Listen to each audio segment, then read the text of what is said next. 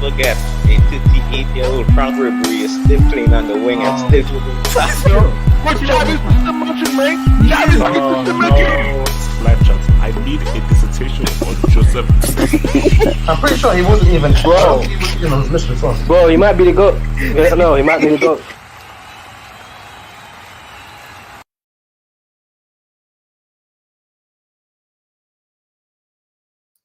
Guys, welcome to another.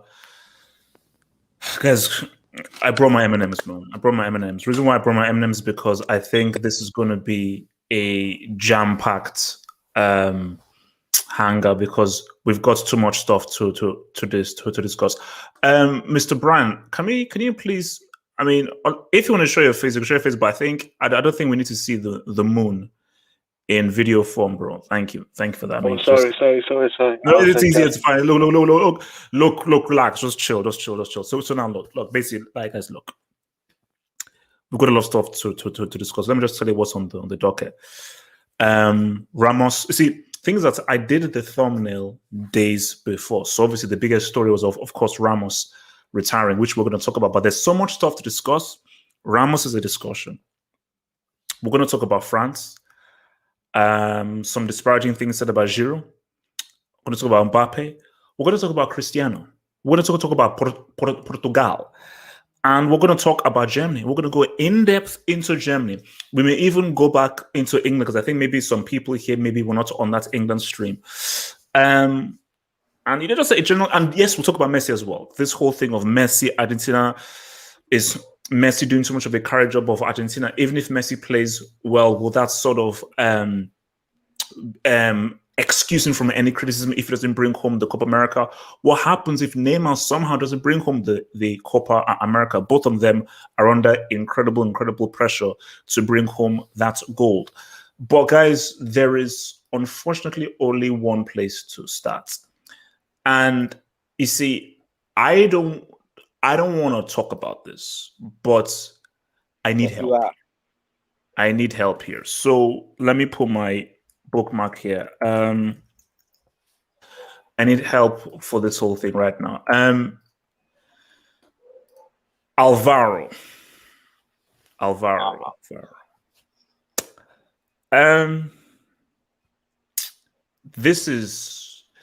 I think this has reached a different stage right now. I think we've gone beyond general comprehension. And even for me, and look, I've been doing this for 40 years. Okay, I've been running the Brick Academy for over 40 years right now. Look, 40 years just sounds a lot sexier. That's what I say. So in my 40-year stint of running the Brick Academy, I don't think I've ever run across a brick like Morata where I think this might be something deeper. But see, Jacobo. Relax, chill, before I throw you out. He missed an open goal. That happened. I saw it, and it happened. He missed an open goal. So, see, I've had my discussions. So this is just a way for us to we're going to be psychologists here. I want us and I want people in the live chat. People in the live chat, I need you to be psychoanalysts. So the question I'm asking the panel and people in the live chat is, what is wrong with Morata? It's all I ask. This is my question for the panel is, what is wrong with Morata? Because this dude missed an open goal and he missed a 1v1. Where all he needed to do was, because remember, it was two misses. It was an open goal and a 1v1 as well. Yeah, but he did one thing positive today, though. He didn't get offside today, I think. So he went a whole game without being offside.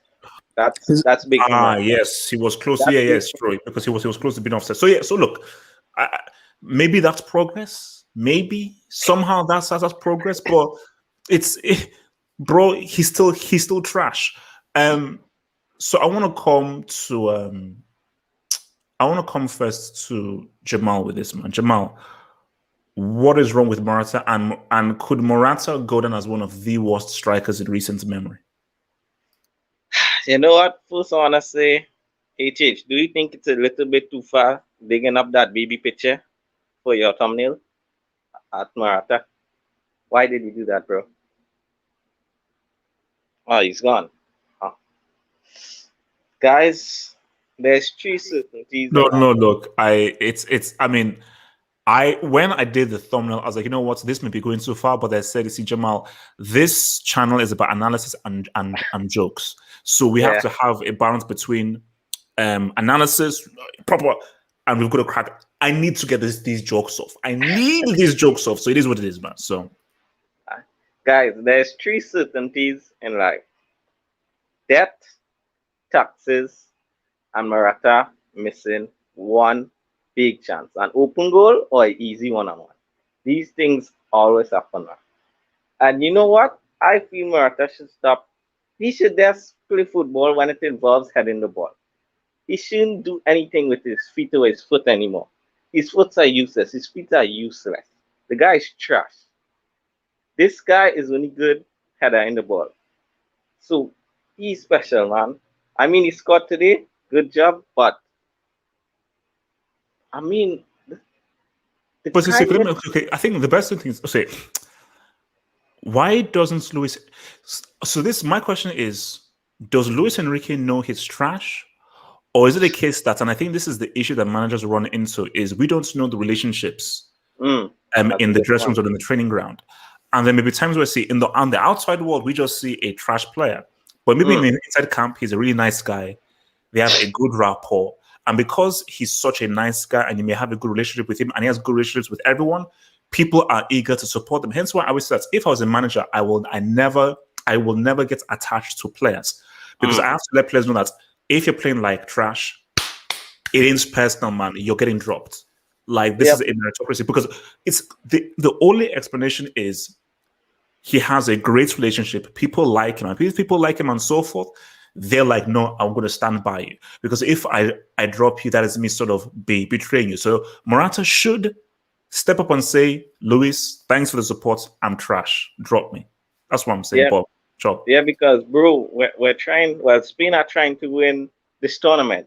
I'm sorry, but you're not winning the tournament with Morata up front. Because the thing is, with Werner, this guy is trash.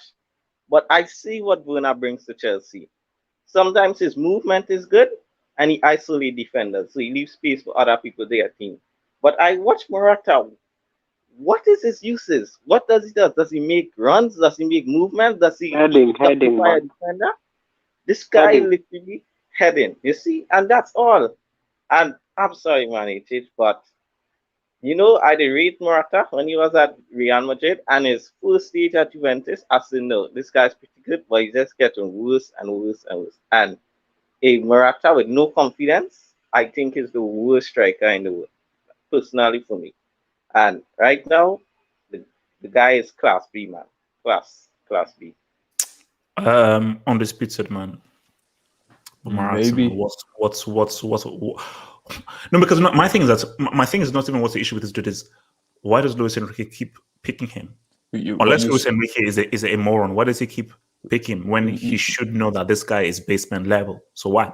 you should ask why Chelsea, Real Madrid, Atletico Madrid, and Juventus all paid between 60 to 70 million for this guy at various points in their timeline. Maybe he's just a money laundering scheme. I'm not sure.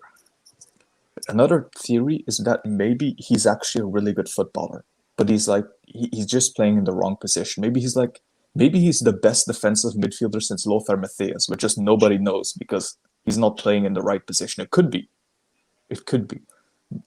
But to be honest, when you really think about it, right?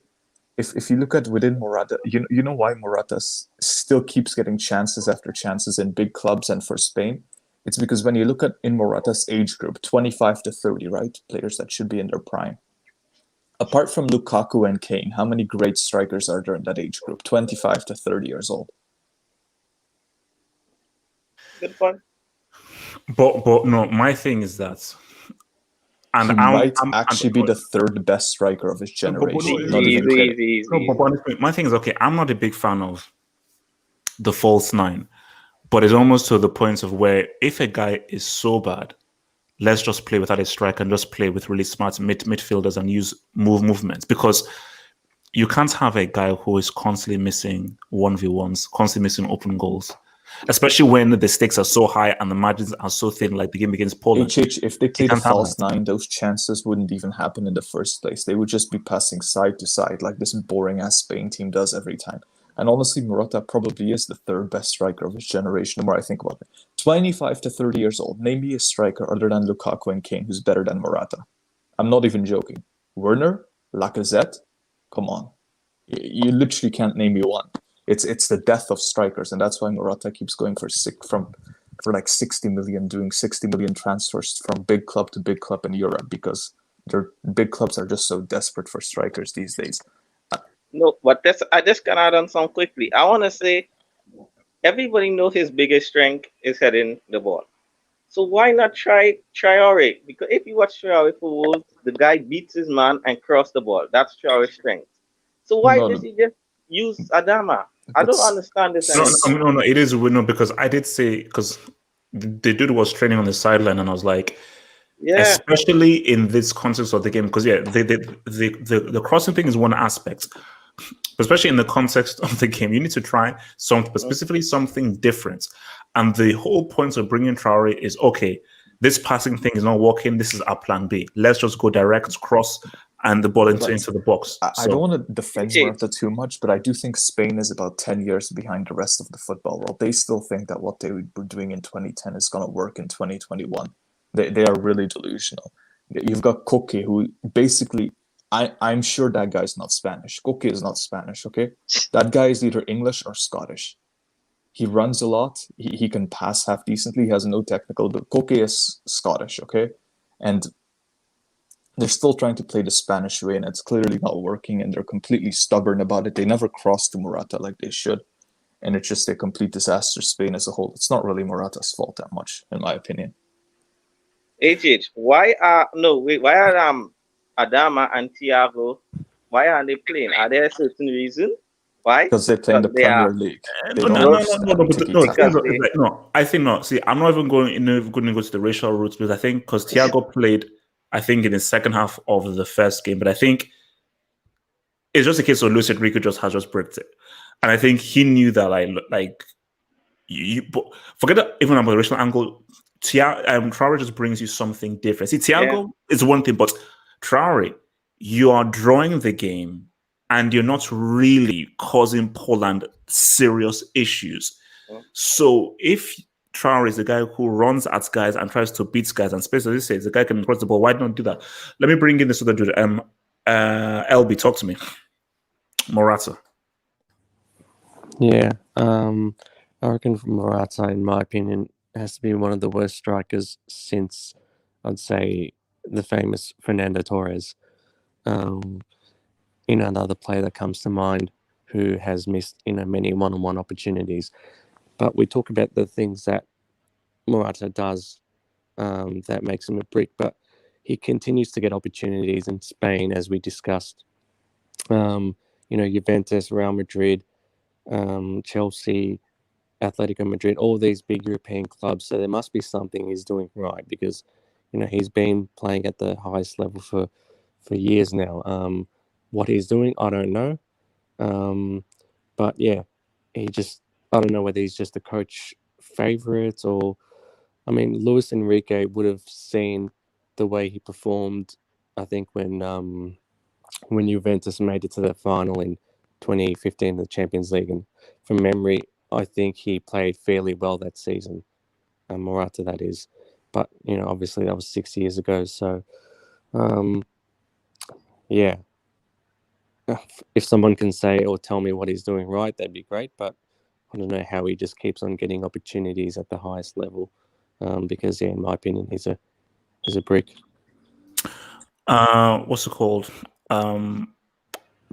Brian, talk to me, Brian. Yeah, man. Morata, man.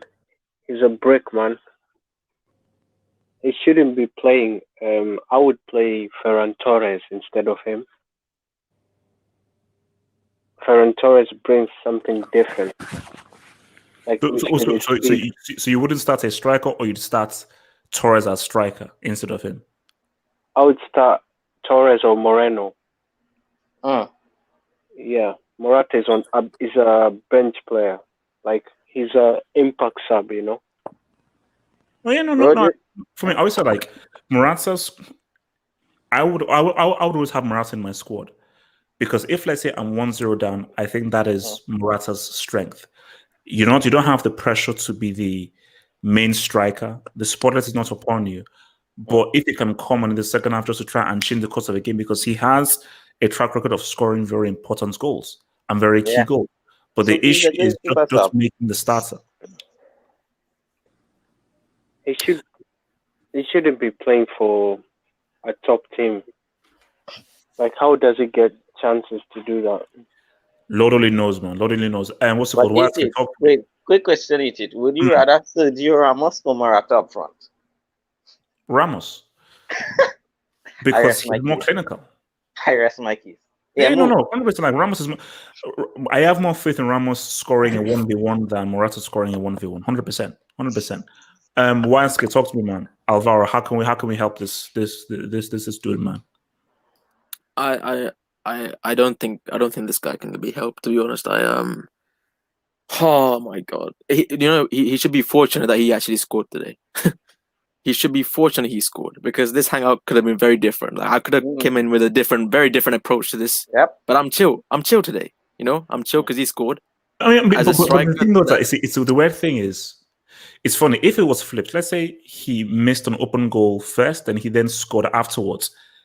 Then that would be the last memory. The issue is that I even forgot that he scored the goal because the last memory you have is, oh my gosh, you missed the open goal and you missed a 1v1.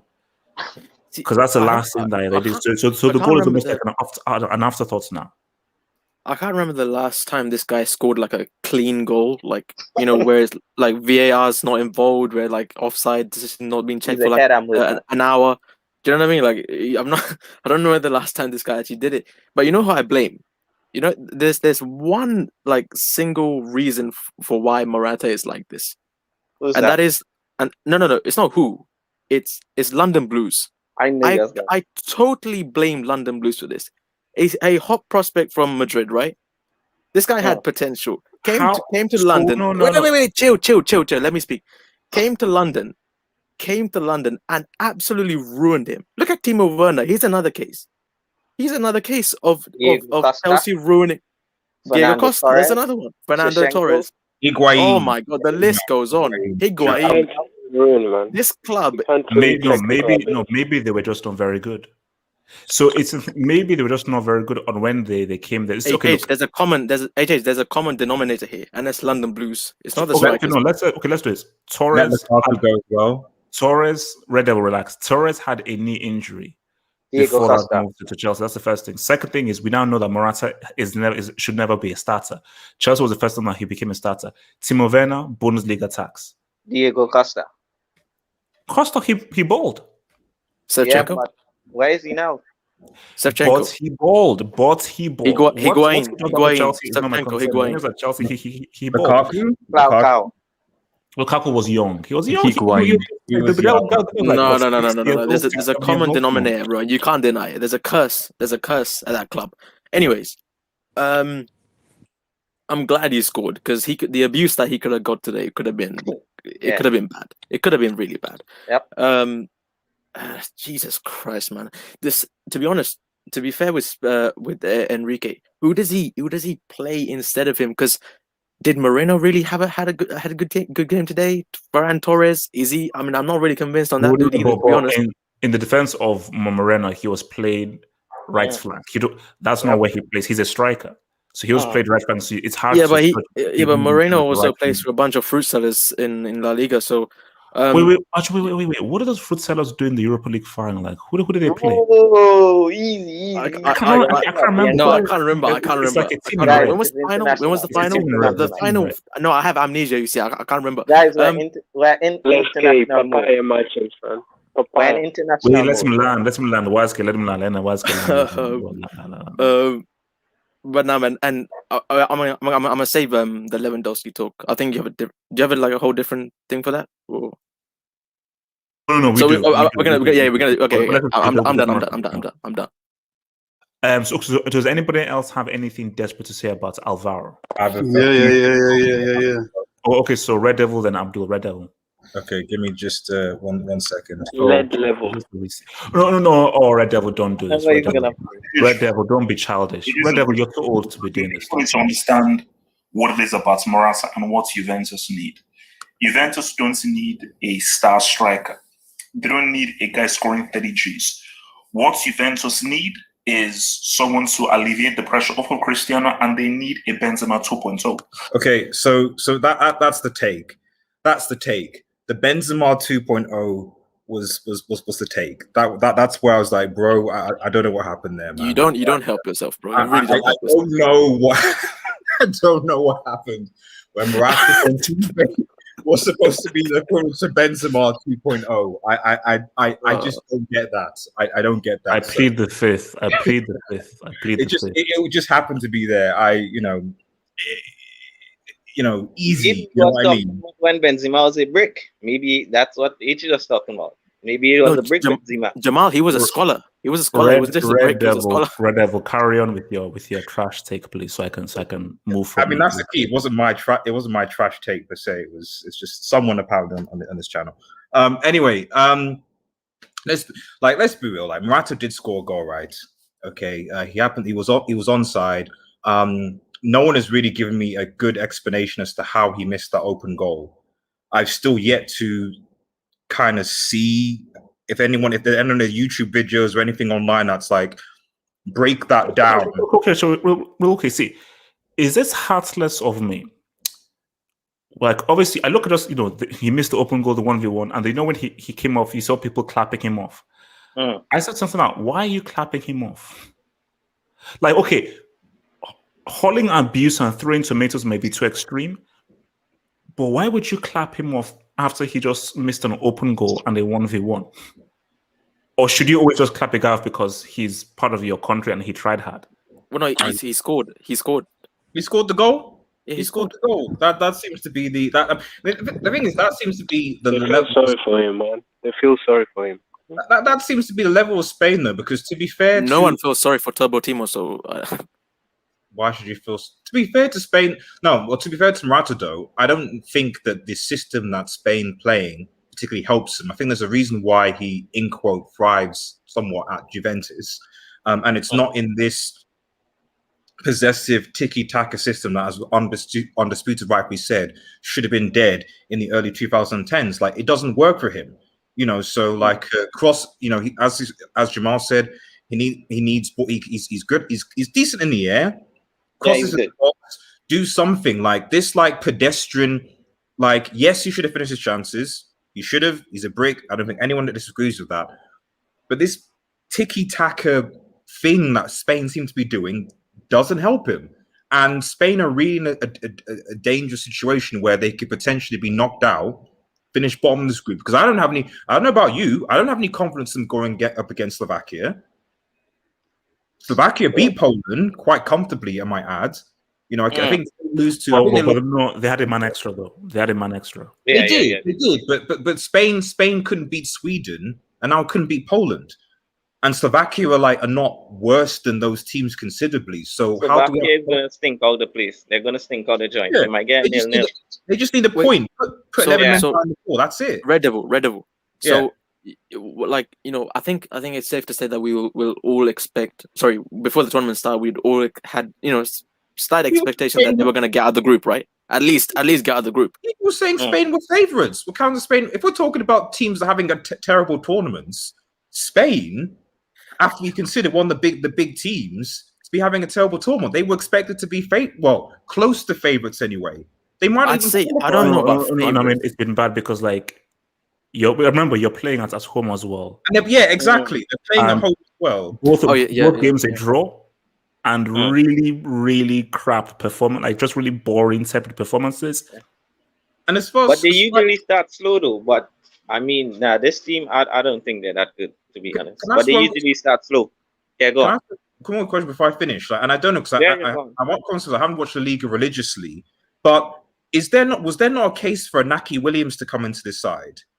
Was there not a case for Inaki at all? About Bilbao, I'm not saying but he could do something. Yeah, something different. Something different, just coming on the bench, just as a number 9.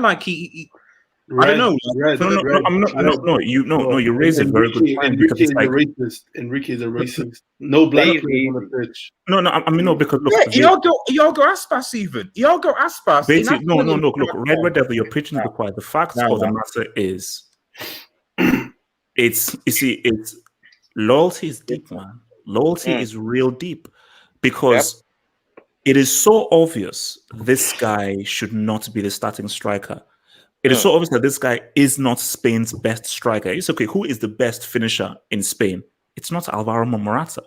But because he's liked or they like him or is likable, he'll be supported. Where it's like, you're just shooting yourselves in the foot because you like a guy or so forth. But it's like, it doesn't work like that in football. Okay, even if you're a nice guy, and I'm sure Neong is a nice guy. I'm sure in being a Neong is a nice guy, but you're crap.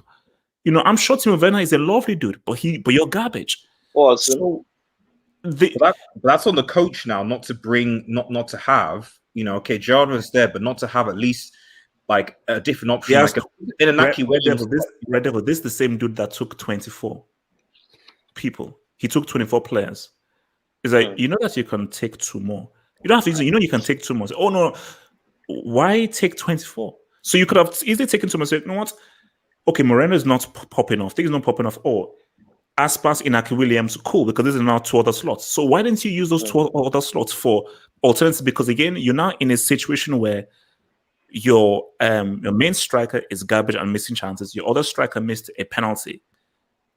It's not looking so, and after that, you don't have any other strikers to really look towards. So really, this is basically Luis Enrique. You made a huge faux pas because you know what? I don't criticize him because if let's say they mess up, it isn't because he didn't pick any Real Madrid players. No, but I think if they mess up, it's because you picked 24 players, and you shouldn't have made Morata your main striker. What logic are you using making Alvaro Morata your main striker when this guy is garbage, basement level, useless? Sorry, last comment. Just to remind undisputed, was Thiago playing? Yeah. No. Okay. He was playing, so he was definitely playing, right? I just didn't see him or interact. So, but just to confirm, he was definitely playing in that game. I don't think Thiago was playing in that game. He wasn't playing. He didn't. Okay, fine, that makes sense. Cool. No. He prefers Koke over him. I don't know why, but okay. No. Wait. Abdul, talk to me now. Abdul, talk to me. Yeah, but the thing is, there is logic to him starting. You know, that's it. Because you just got to do your research. Because I've been wondering why he starts him for a while now. You know, so I did my research into like Enrique. Like, why does he start him? So what I found out is, you know, Enrique, he likes to donate a lot to charity. So it must be some sort of Make-A-Wish Foundation, you know? Man said Make-A-Wish. Every miss. Wait, so what's Morata's wish? To play as a striker for Spain. To be the starting striker of Spain in a major... You know what? You know, you can laugh.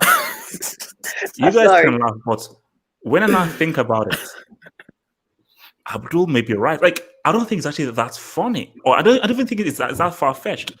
Because what if it's a case of where Luis Enrique is like, no, Morata, you're garbage. You're not sniffing this pitch, and Morata literally bursts into tears and says, "Everyone thinks I'm crap.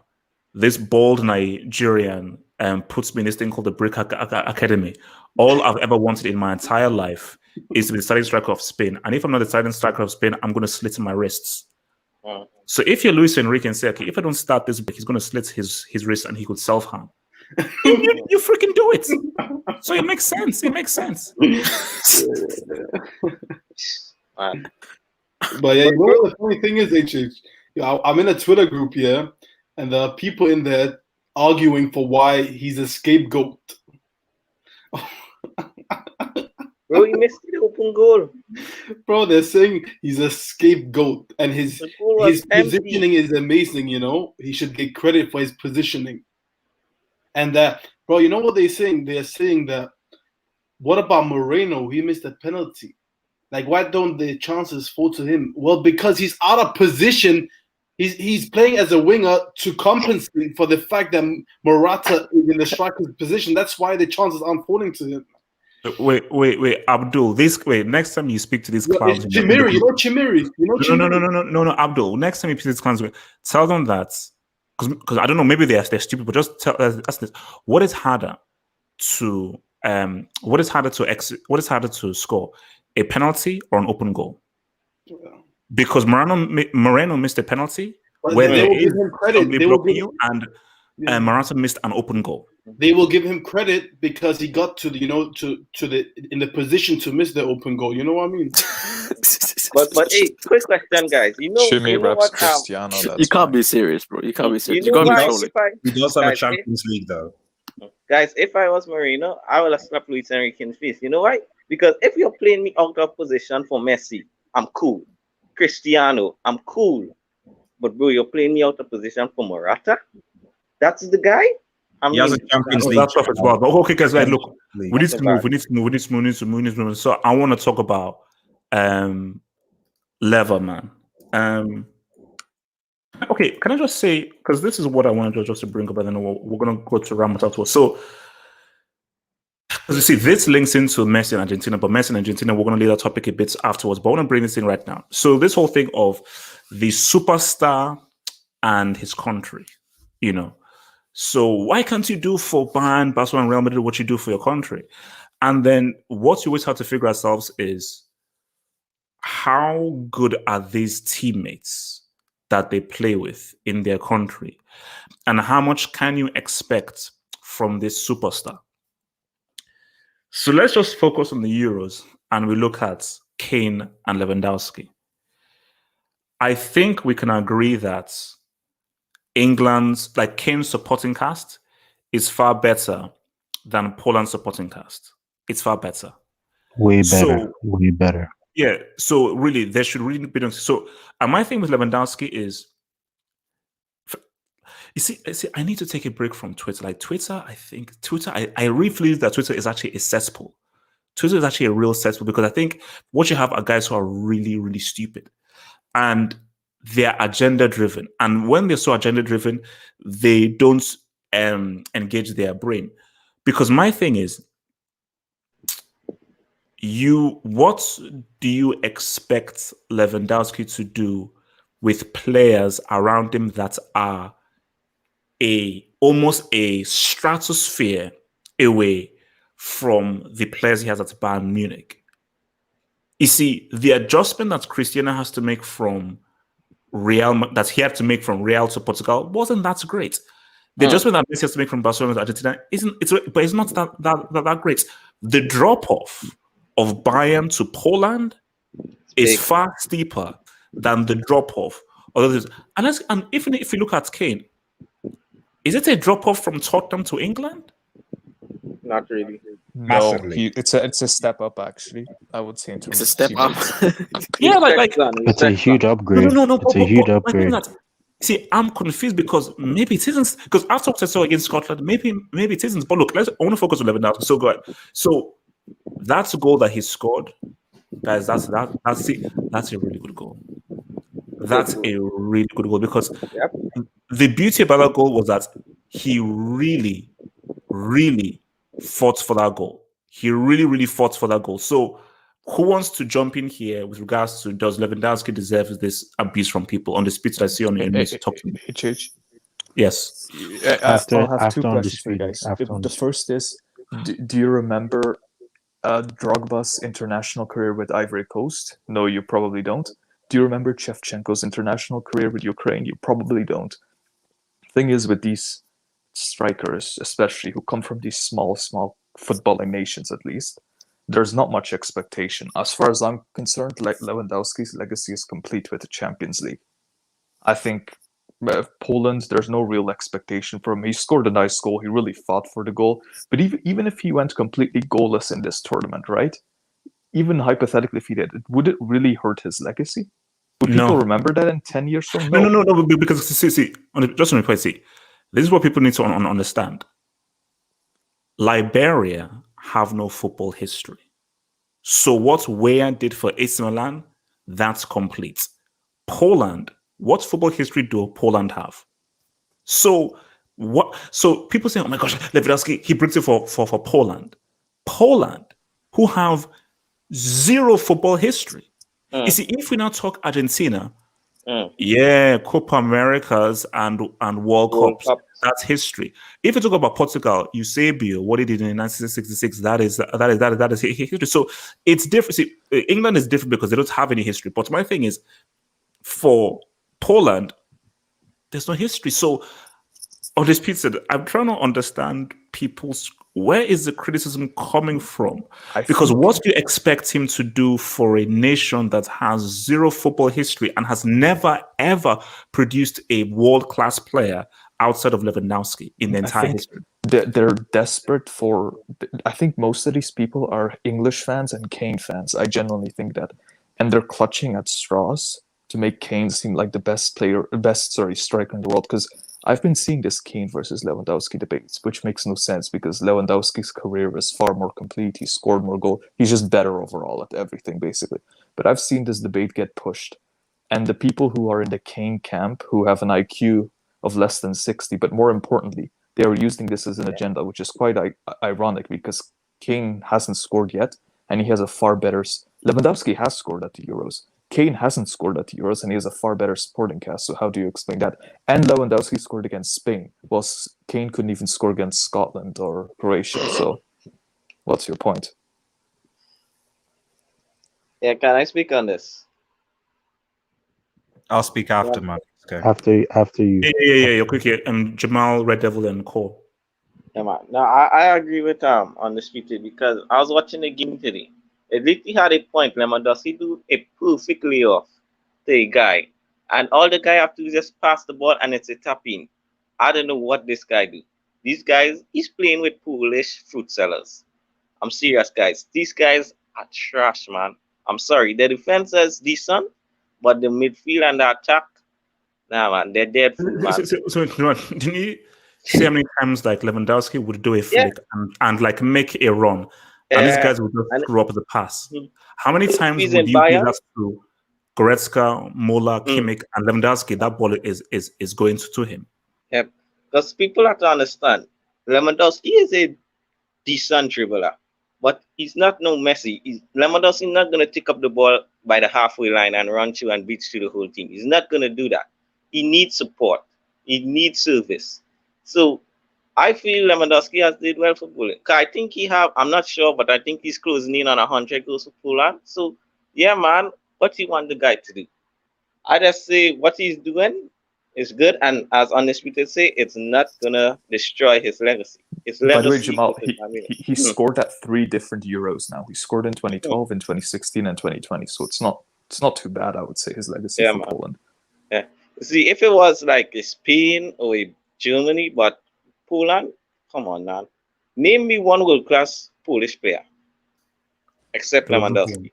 Anyone that says Szczesny should slap themselves in the face. Red Devil, talk to me. See, I do agree in general with Jamal and Undisputed in that, yes, that he's not had that he's obviously clearly a complete, and if obviously Hasma's watching, he knows I love Lewandowski and I support him as well. And like I said, I do agree.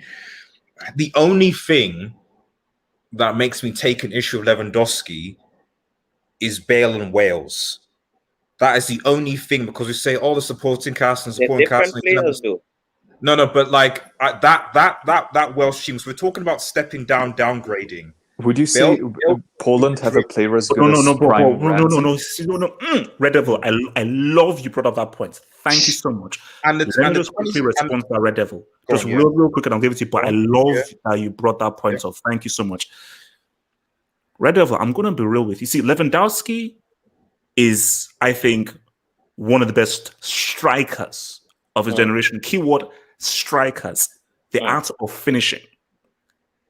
Red Devil, Bale is different. You see, Bale is like an asset. He's like a superstar asset. He's like, he's a guy that can just make something happen. So for me, if we're comparing, Bale for me is basically, if I have to choose between Bale and Lewandowski, I'm choosing Bale. Me too. Because Bale for me can basically he can do the amazing and the fantastic, and he's clutch. So taking everything to account, Bale for me is overall better than Lewandowski. But if it's just for pure finishing, just the art of just finishing, Lewandowski is amazing. But that's one thing of just finishing. But the overall, because I told you right now, like what Bale has done for Wales, it's different. It's on a whole different level. So for me, Bale is a guy where we're talking different levels right now. But sorry, continue. Yeah, no, that's one thing. So like I say, in general, I agree. But that just thing of Wales, and from people saying that like, Wales are good. I looked at that team, that Wales thing. As okay, sure. Ramsey in that Belgium, if I remember, in that Belgium game they won, Ramsey was injured. So the only other player that you could say, okay, maybe someone was actually injured. So it was basically Bale, and he had championship players, Joe Allen retired, etc. And you're meaning to tell me that team that beat Belgium side of Lukaku, KDB, and Hazard?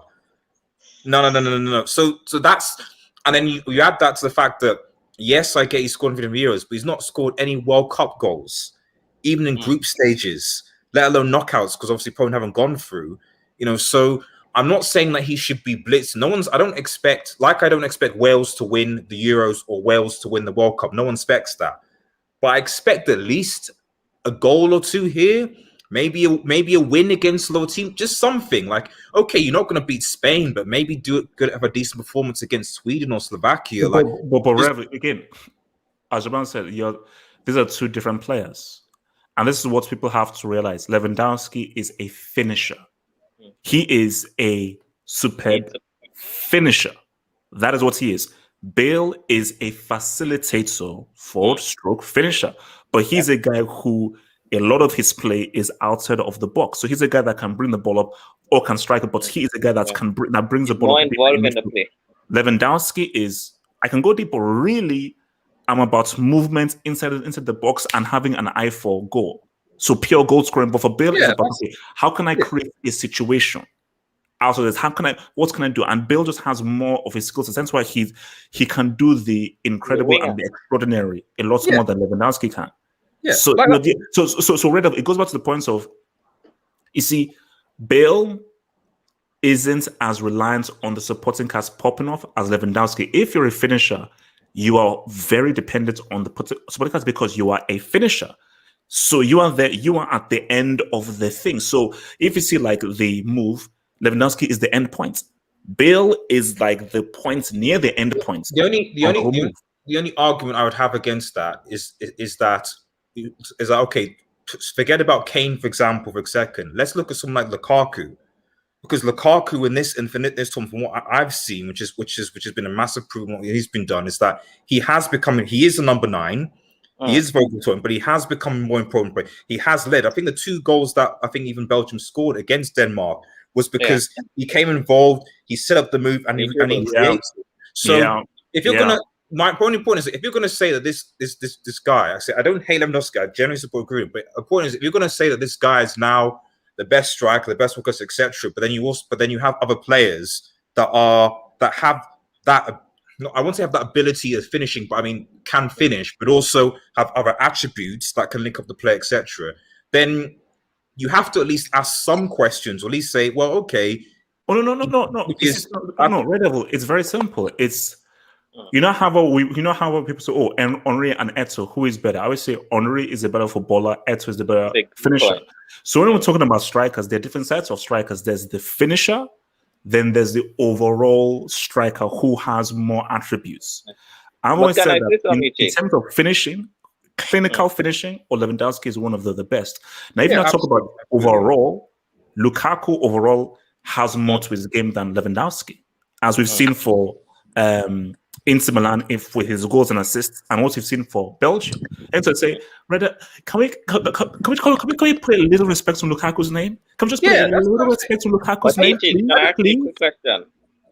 Yeah, I just want to ask you. Let me just say, I'm just saying this. Actually, no, because I said that Cole was going to talk. So Cole, give me a song. Cole. Yeah. So I just think that You know, Poland is a very kind of disorganized team. You know, they're kind of all over the place. There's no really team organization. There's no team chemistry. And like the difference between Wales and Poland is the Wales coach has a plan and Poland's coach doesn't have a plan. He like all his plan is to chuck it to Lewandowski and let's see what happens because he's a star player. You see. Um Another thing that I also want to say is um Lewandowski scored against a Spain national team who, okay, yes, I mean they've gone away from the prime years of, you know, the 2012 winning Euro team and the 2008, but it's still the Spain national team. You understand what I'm trying to say? This guy Harry Kane is very, very overrated because you're playing against Scotland. You have players like Grealish on your disposal. You have players like Calvin Phillips. You have players like Reece James. All these guys, like you have these quality players that a lot of people hype up. You know, so these and not like they're like some trash players, but these are some like really world class players according to a lot of English pundits. So I expect a lot more from Harry Kane because of people saying, "Oh, he has these kind of assets around him." Um, and the thing about Lewandowski about Bayern HH is, I want to say this: one thing that really helps Lewandowski is my boy Muller. My boy Muller, his communication, his ability to read where Lewandowski He doesn't is. have that in Poland, you know. So He just does not have that. He doesn't have a player who can give him that communication, can tell him, okay, stay in the box. I'm gonna cross that ball inside the box to you so that you can head the ball. He doesn't have that. But for Bayern, he has those assets. He has Goretzka. He has Muller, who's a very integral part in improving him as a player. So yeah, man, I just think that for him to score against Spain, for me, that's an amazing achievement. And that's a really amazing, and I still think he should be in the Ballon d'Or conversation. okay, Yeah. so wait. Let me just hit some of these dubs from guys, and then we'll move to our next topic. All right. So where are we at? So Junior Koroma, thank you for the dub. So Junior Koroma says, HH, do Les Bleus fans actually know that Benzema scored 3 goals in 5 matches for France in the 2014 World Cup before he got exiled for 6 years? That's a whole different topic. Are we gonna speak about that? No, wait. No, it's because we're going to talk about this because I want to have that Giroud Benzema conversation because I want to talk about that crap that people are other thing. But my thing about it is that Giroud has the World Cup though. Excuse me. so no. Junior. The fact is that people attack towards Benzema, I just think, is stupid, disrespectful, and just dumb. And people love to have selective, and that's why people love selective amnesia. They love selective amnesia, and I just think that right now, because of Benzema's 2 games and the fact that he's not scored, and because of just the controversy around him, it is very easy to point the finger at him. That's what people want. He hasn't scored in the friendlies either. What is it? It's not just 2 games. He didn't score in the friendlies either. You're counting friendlies? I mean the other. No friendlies. No. That's how that Joker, Neymar, and Giroud are almost trying to break. But Giroud could be no.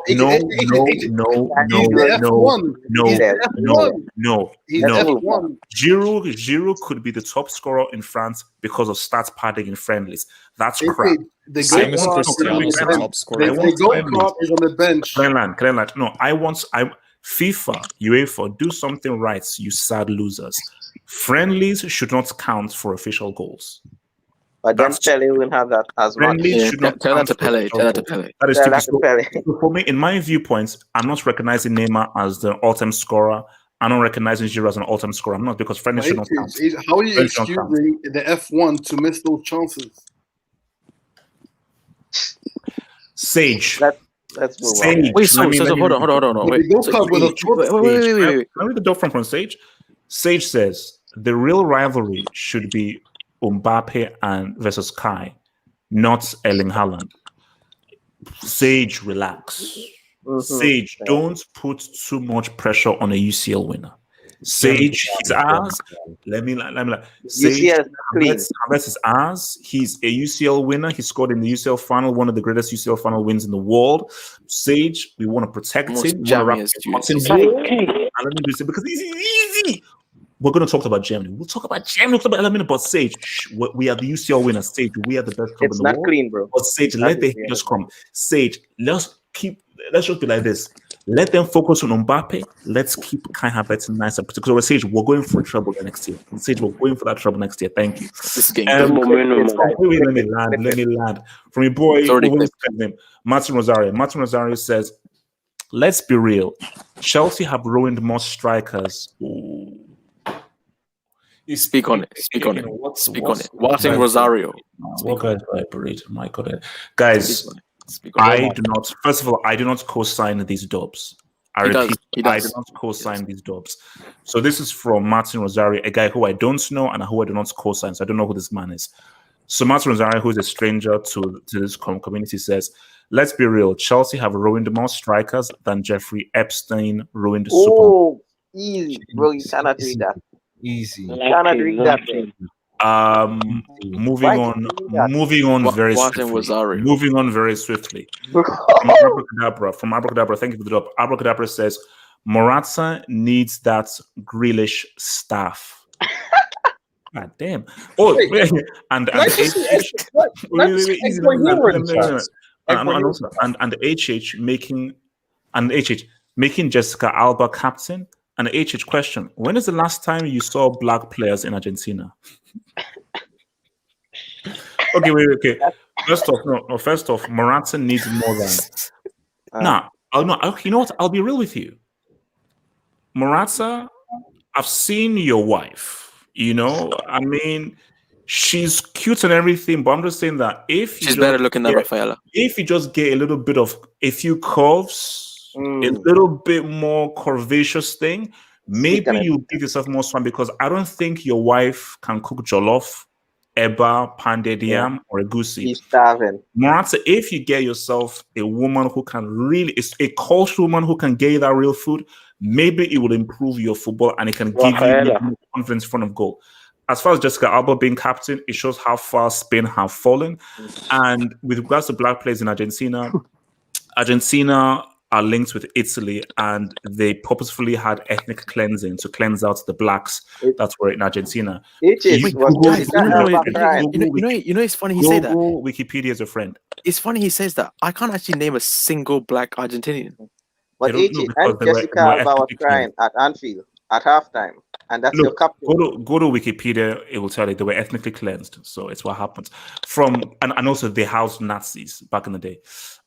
From Casey, who says, Double H, it's Spain's FA's fault also. They vaccinated players 2 days before the Euros. Senior players couldn't train together. That's why no Thiago or Sergio. But Casey, my thing is, even if you put Thiago or Sergio in this team, you still have to give the ball to Morata. Yep. That's the issue. So Thiago, Sergio, the Virgin Mary, the Pope, if the ball is still going to Morata, that's a problem and that's an issue. So obviously it's not great that you have to have your guys vaccinated 2 days before, but the wider issue is your main striker is garbage. From Welinko Wavich champions, Chelsea fan, how good is Diaz really? I told people about Morata. Yes. We'll get to Diaz. Trust me. Okay, we'll get to Diaz. We'll talk about Portugal.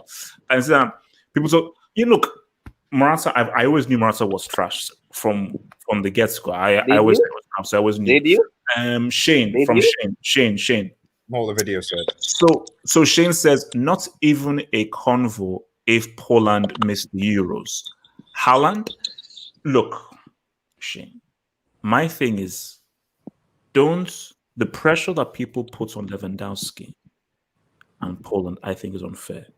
Lewandowski's legacy is set, his status is set, and so forth. Haaland, you're Norwegian, I get it, and so forth. You should have changed passport. You should have been Nigerian. Haaland, you had the opportunity to change your citizenship to Nigerian, but you didn't. So you really have yourself to blame. Guys, Nigeria. I've got a big question for you guys, man. I've got a big question for you guys, man. And I need big answers from this. So, in case you were living under three rocks, your boy Sergio Ramos is leaving Real Madrid. And I'm gonna make a statement, and I'm gonna ask the question. And people in the live chats, you can also take part in this beautiful question as well. So this is the question I'm asking the panel and the live chat. Sergio Ramos, I believe, is the greatest Real Madrid legend. Better than Casillas?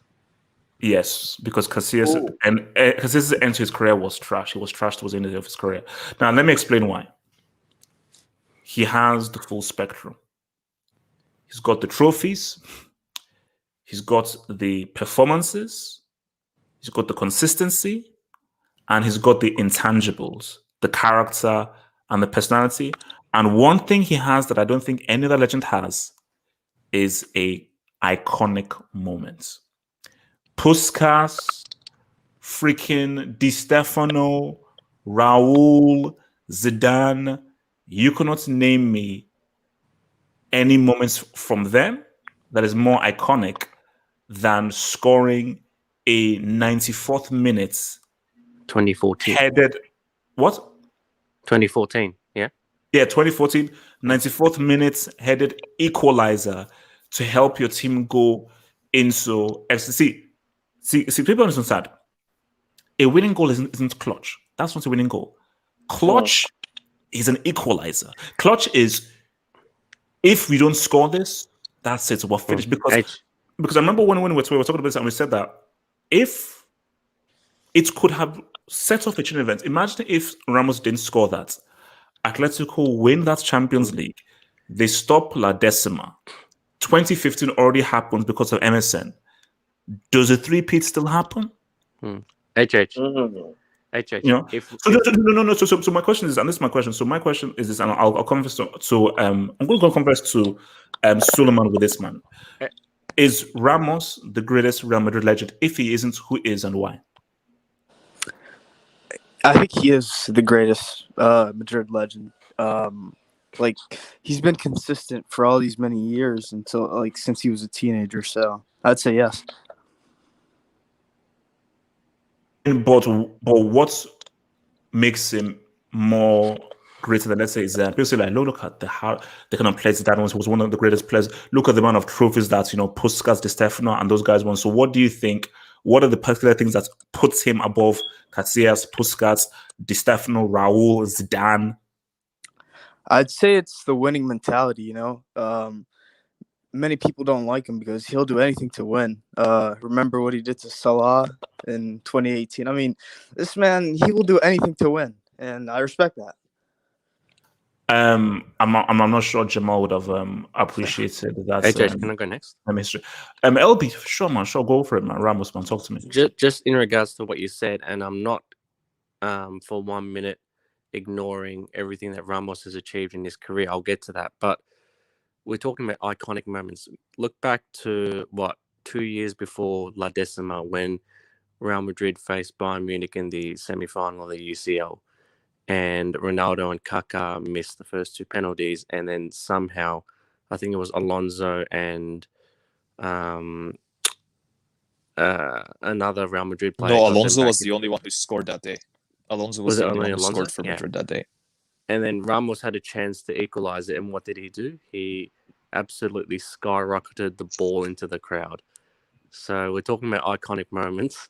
I would say that is another iconic downfall moment for Ramos. That will become on my. You can't just bring that up in a moment, man. But Ronaldinho as well. Let's not forget Ronaldinho, what he did to Ramos as well. Just saying. And then his Mind red you- cards, you Wait, gotta. aren't we supposed to bring up positive memories here? Wait, I'll what's get to that. I'll get to that. Of course, I'll get to that. I'll be Just talking. Yeah, to moments, Joe. man. It's moments. Yeah, in terms of positive moments, I reckon Ramos's longevity is a quality of his. The fact that he was able to perform at the highest level for, more than a decade, 12 years at least.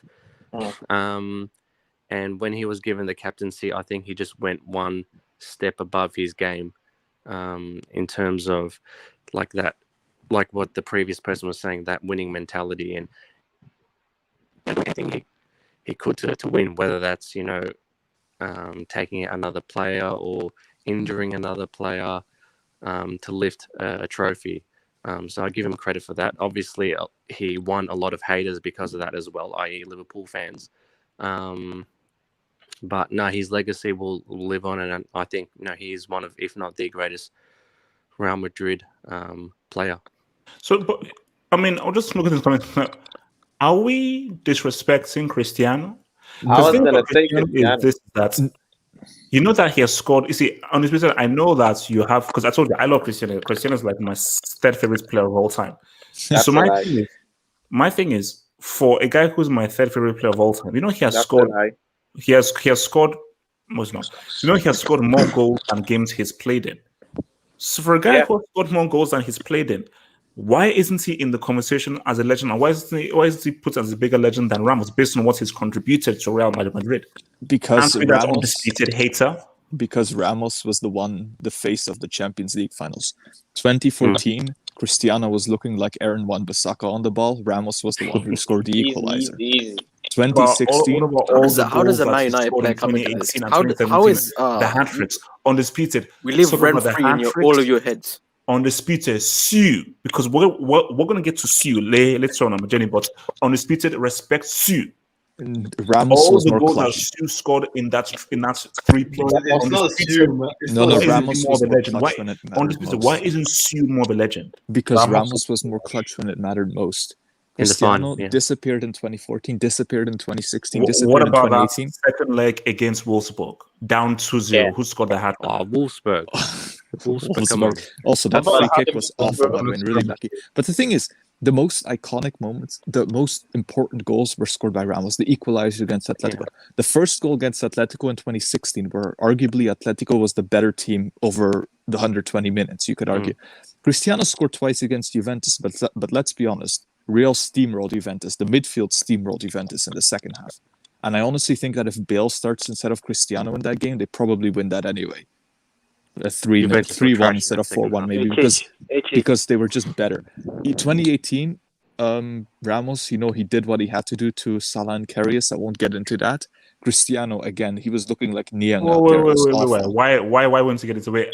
Elaborate on that. Don't get into that. Elaborate on that. So what did he do to Salah on this piece? Explain. What did he do? Jiu-jitsu and to Karius MMA.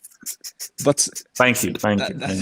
But also, I think beyond that, also what's Ramos is Real Madrid only. Let's be real. He played one season for Sevilla. Big deal. He's a Real Madrid only player. You think Ramos, you think Real Madrid. Ronaldo, he has a legacy at Man United. He flopped at Juventus. That too, obviously, it is what it is. But Ronaldo's not solely Real Madrid like Ramos is. Sorry? You said he flopped at Juventus. The hate is just the hate from finalists to round of 16 losers. But anyway, beside no, but Undisputed, explain to me how. What's Undisputed talk? I'm going to bring up a screen. Keep talking and disrespecting my goats. Keep disrespecting my goats. I'm going to bring up something. I think what also needs to be said regarding Ramos is that a lot of people will focus on the bad defensive moments he has had. But I think those will be forgotten easily in 10 years' time. Yep. Undisputed. Like, why are people ignoring Vinicius, man? Come on, man. Be real. What about Zard? But no, anyway, I'll say But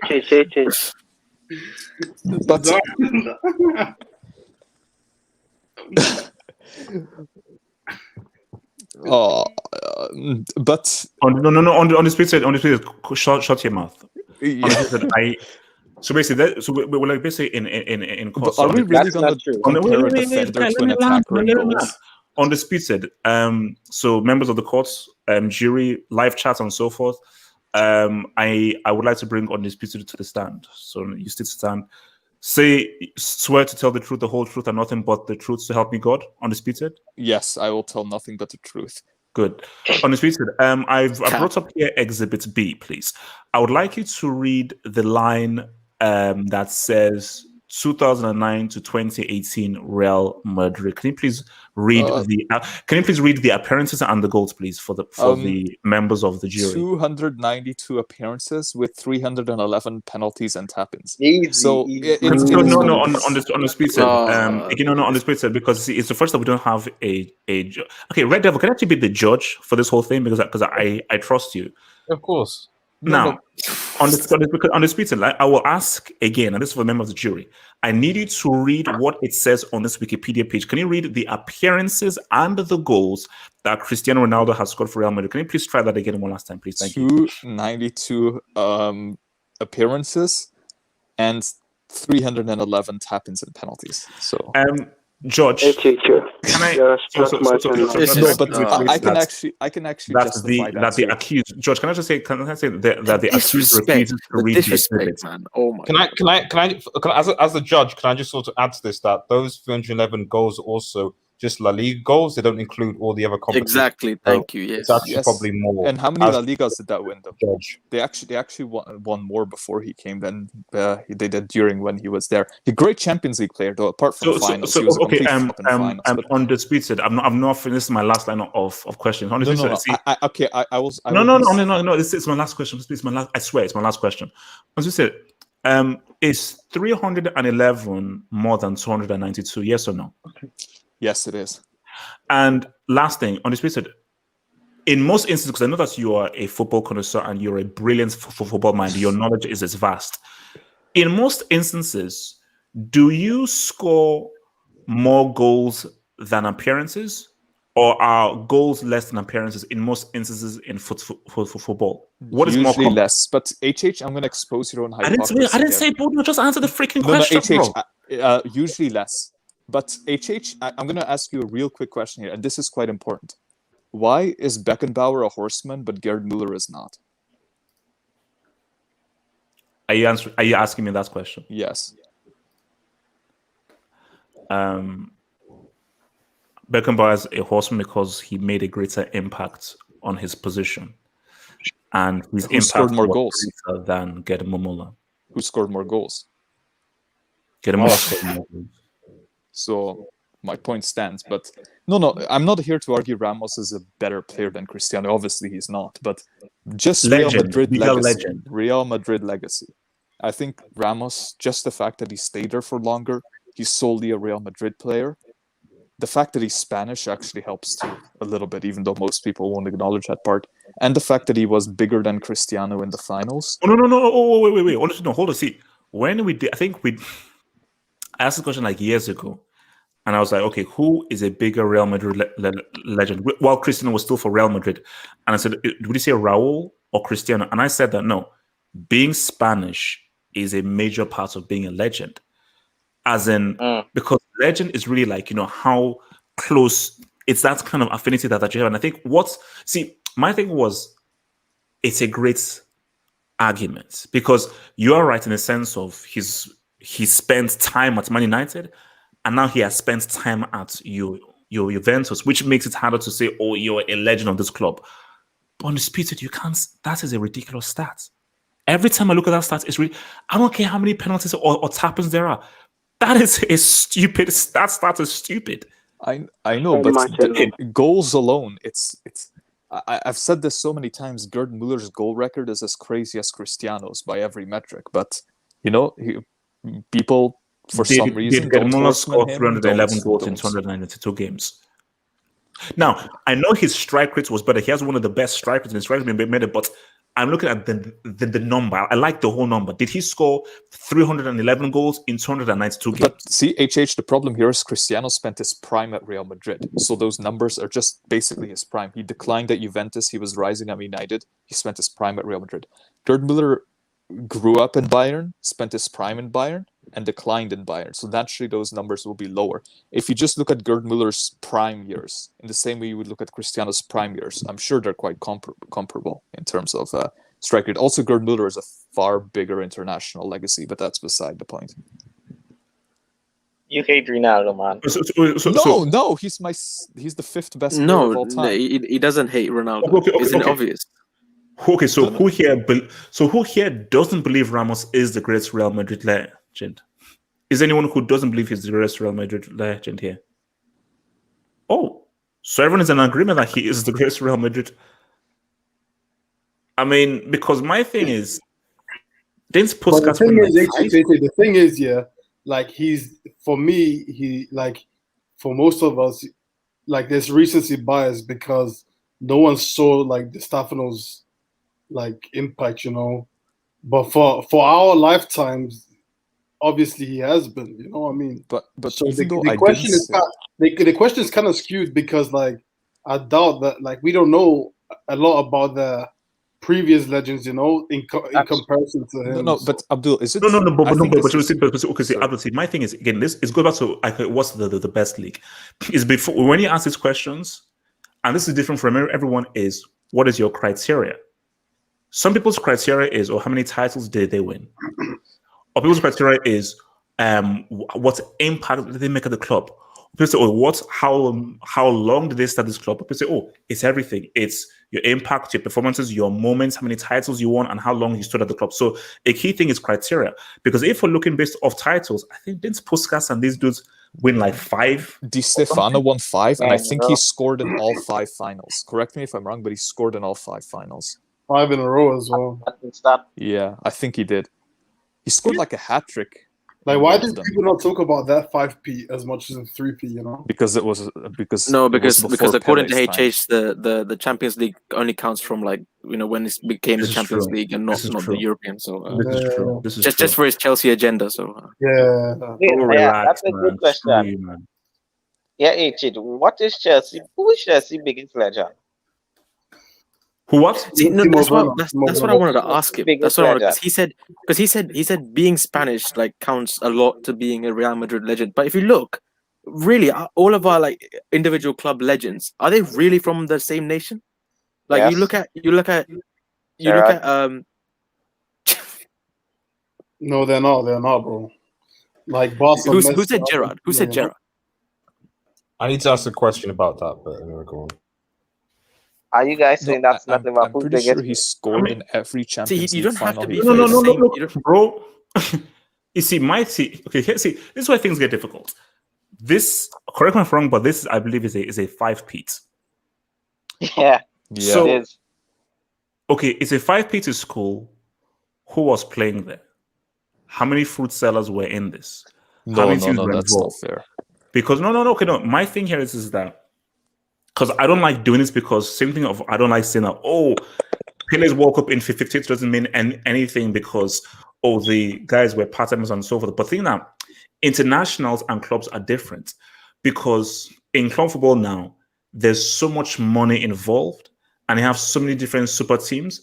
I do believe that it's like what Real Madrid did in this era is far more difficult because you're playing more teams and more teams who are much more stacked up, and more teams who can predict. But you see, the FIFA Ultimate Team complex is to a greater extent in today's world than it was back here in freaking the 50s.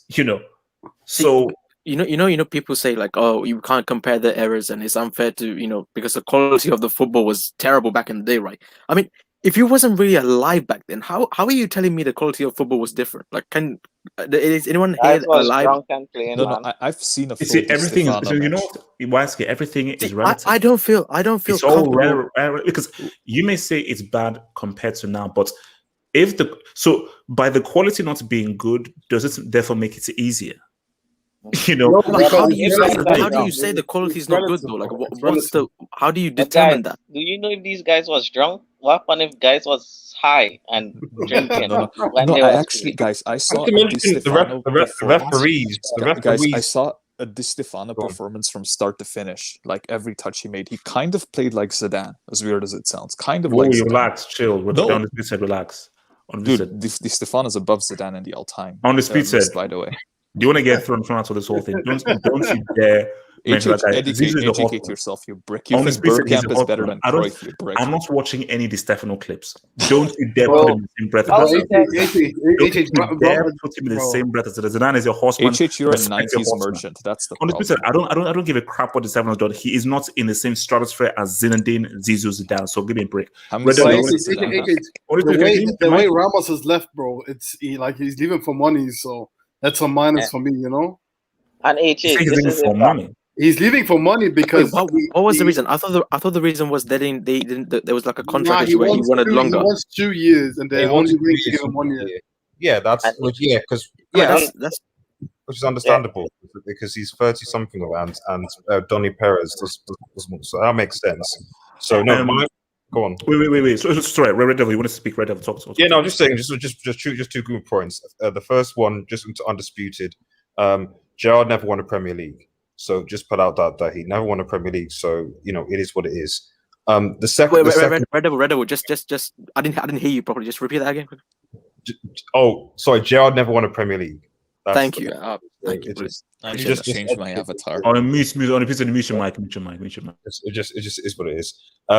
So and then obviously in the event, I think what'll be interesting to see is actually where Ramos is actually going to go. So because obviously we know that he left because of contract issues with Madrid. So as far as options go, it's basically is it Chelsea, Paris? Is that pretty much it? I think PSG. Red Devil. You worry about your club's transfer thing. I worry about Bram. Red Devil. Red Devil.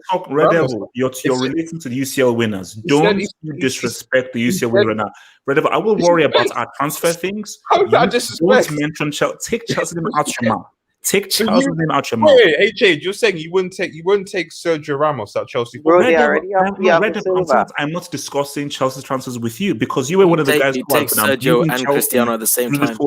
So Red Devil, I don't want to hear Chelsea's name mentioned. If I see Red Devil, I'm in a good mood now. You see, it's the Euros, it's Cristiano and Ramos at the same time. Red Devil, I'm telling you, Red Devil, he's gonna have to scrub against Argentina. Once things are done and the season starts, I'm coming for all your haters. But until that time, I don't want you to mention and evoke the name of the UCL winners. Please continue. Wait, I really don't think we can look at the passport because I was just reading the article.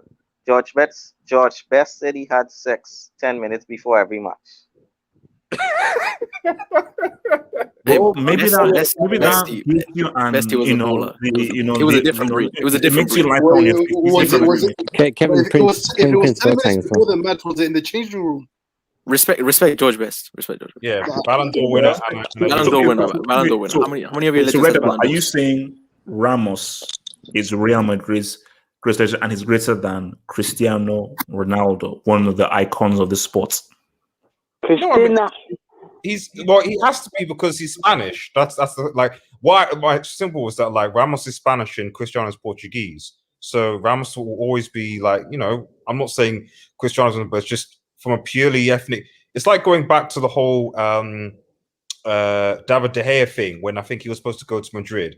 I always have rated Keylor Navas a keep. I don't really get why people say that Keylor Navas is trash. I think he's been a solid. I would have even had him at Manchester United time because I saw what he did and saw his potential. The guy's got 4 CLs, has been great, and he's doing good at PSG as well. But this kind of idea that he's not Spanish, so I'm gonna, get rid of him to bring in David De Gea to come in because he's Spanish. And David De Gea was good at that time. He was world class, but the point I'm trying to make by that example is that even if I was to say that Ronaldo had brought a lot more success to Real Madrid and was clutch and had those appearances and achievements, the fact of the matter is he's not Spanish, and so I think that from a Madrid perspective, Ramos will go down as a greater legend because this is basically not only the man that defined modern day Real Madrid in terms of obviously his ability, and obviously Ramos is a world class centre back, but also what he did for the Spanish team as well. He's won a World Cup, he's won a Euros, he's won at the club level. So ergo, he is, one of the greats for Real Madrid. So your logic would dictate that Xavi and Iniesta are bigger legends than Messi for Barcelona because he's Argentinian. I mean, Messi is really Catalonian. Really, let's face it. He's not Argentinian. Okay, so look, man. I mean, look. I think it's all okay. Last thing before we leave is, where does Ramos go to? Chelsea. Retirement home. Okay, wait. If you say PSG, why would you want to break up the Kimpembe Marquinhos partnership, which has been very good? Yeah, I don't know. You guys might say I'm crazy for saying this, but I don't really rate Kimpembe, man. I think he's good, but I think he's suspect, man. So I think PSG could upgrade on him, and I think Ramos, with his experience, could be a better fit for them crucial CL games. Okay, so you're saying that Ramos and Marquinhos. Yeah. Imagine him at Liverpool, man. But basically, Jamal, it will never happen because Red Devil, easy. See, Jamal, the reason why that will never happen is because Kimpembe is French. And because he's now a starting centre back and so forth, PSG is France's team now. So but PSG want Varane though. They want Varane. Yeah, Varane. Varane. Okay, that's. And they're not gonna bring them both, So it's either gonna be Ramos or Varane. And I think when you bring a player in, listen. When you bring in a player like a 35-year-old Ramos, what does it actually indicate? It indicates that you're like when you're bringing in finished players. I think PSG, they've moved on from that. They bring in players in their prime or young players now. You know what I mean? So I don't see him going to PSG. So is Alaba the replacement for Ramos? Because bro, I'm watching Alaba. Alaba at centre back is suspect. So wait. Let me get some of these dubs. And let's see what the audience is saying. All right. So, all right. Let's see. Okay, I think. Okay. So, from Sage, they give the double Sage. Sage says, "I'm warning you, people. Do not let Chelsea win a treble." Let me repeat that again. This is Sage. This is Chelsea. So. Sage is a UCL winner fan. Wait. Who hissed? Who hissed? Me. So Sage, ignore these losers. So Sage, who is a UCL winner fan, says, "I'm warning you, people, do not let Chelsea win a treble." That's the terrible cup. Oh, guys, wait. Can I read this guy's dog? What the heck? The abuse. And guys, if you keep on laughing and everything, I will keep on. Because I want complete silence here. But let me start from the beginning. I am warning you, people. Do not let Chelsea win a treble. I have a question. Abuse. Domestic trouble. And wait, can I? The abuse and trash talking you will receive. You will go bald and have nightmares. Sage, when after the Euros and Copa America is done, Sage is going to be a very difficult 12 months. And Sage, you see, I'm going to do something that people will hate me for because I'm almost willing to say that I will not recognize any other UCL winner apart from Chelsea. So Chelsea are the only team that will recognize as the UCL winners henceforth. So because they won it in 2021, I'm not accepting any other UCL winners apart from Chelsea from henceforth. Are we gonna have a meal for the UEFA Super Cup preview? Yes. 2 Okay, meals and desserts. We're having brunch, 3 meals, desserts, and caviar. From Uncle Wham. I have a question. No, from Uncle Wham. Uncle Wham says Perez is a cancer to us. The disrespect to our legends, Raul, Casillas, Pepe, CR7, and now Ramos. I've seen this movie before in his first spell. Uncle Wham, this is the difficulty you have here. He's won sales. Can I address that? Can I address that? Oh, feel free, man. It's a free compliment. Talk. What do you want to talk? Yeah.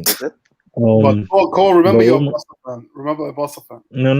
Listen, I'm Bayern, so I can sympathize. And you're half German apparently. So have you applied for your citizenship? Do you have papers to confirm this? They have with German. the DFB. With the DFB, I have my citizenship with the DFB. Good. Okay, keep talking. Yeah. Keep talking.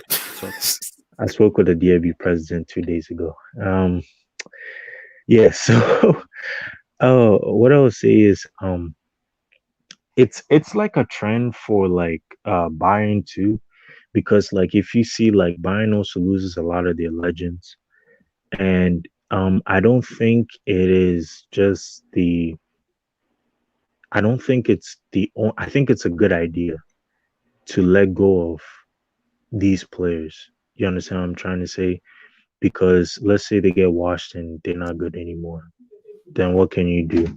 You know. So yeah. That's what I'll say. Okay, and also, Cole, I do understand what you're trying to say. So you don't have to ask me. I do understand what you're trying to say. So, from Martin Rosario, who says, "Undisputed, we get it. Cristiano Ronaldo took your girl. Undisputed. Why did you allow Cristiano to take your girl? He's a better footballer. Can you respond to that? Why did you allow Cristiano Ronaldo to take your? He did not take my girl. However, he was. How do you allow a guy who shaves his eyebrow to take your? How do you know that? He did not take because my undisputed, girl. However, he was very interested in my. Undisputed, it is obvious that he took your girl, did things with your girl, and now you now have an agenda against him. Let me respond, please. He didn't take my girl. However, he was very interested in my male friend. However, I did say no. Okay. So we're moving on. Whoa. So from Shane Schubert says, Shane Schubert, we give the Shane Schubert, Gerd Muller with. Whoa, hold up. So Gerd Muller with 563 goals in 605 appearances seems good to me. That is not a bad stat. That's not a bad stat. 563 in 65, and also he scored in World Cups, something that Cristiano has not scored a goal in a World Cup knockouts game. Or has he? I don't think he has not scored a World Cup knockout game. That's a start. But you see, for me, I am tempted. I am tempted to consider Gerd Muller as a horseman. Like, he's obviously a legend. He's in the Legend Hall of Fame. But my thing, what starts from being a horseman is I don't think he has the same impact as the current 5 horsemen. See, the current 5 horsemen. Wait, why is there 5 horsemen? Why is there 5 horsemen? Do you really think I adhere to the 4 horsemen? No, because horsemen sounds cool. I'm not going to just keep it. The 4 horsemen. No, so there could be 6, 7. There are currently 5 horsemen, and right now we're now doing the campaign for the hashtag 6th horseman. We are in the search for the 6th horseman, who. We know who it could be, but we're still on that search.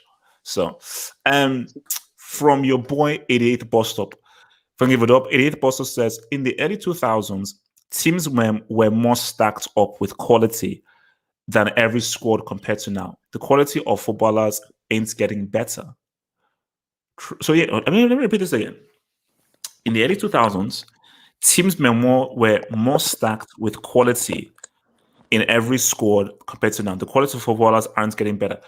I think this is true. So basically, I saw something on Instagram.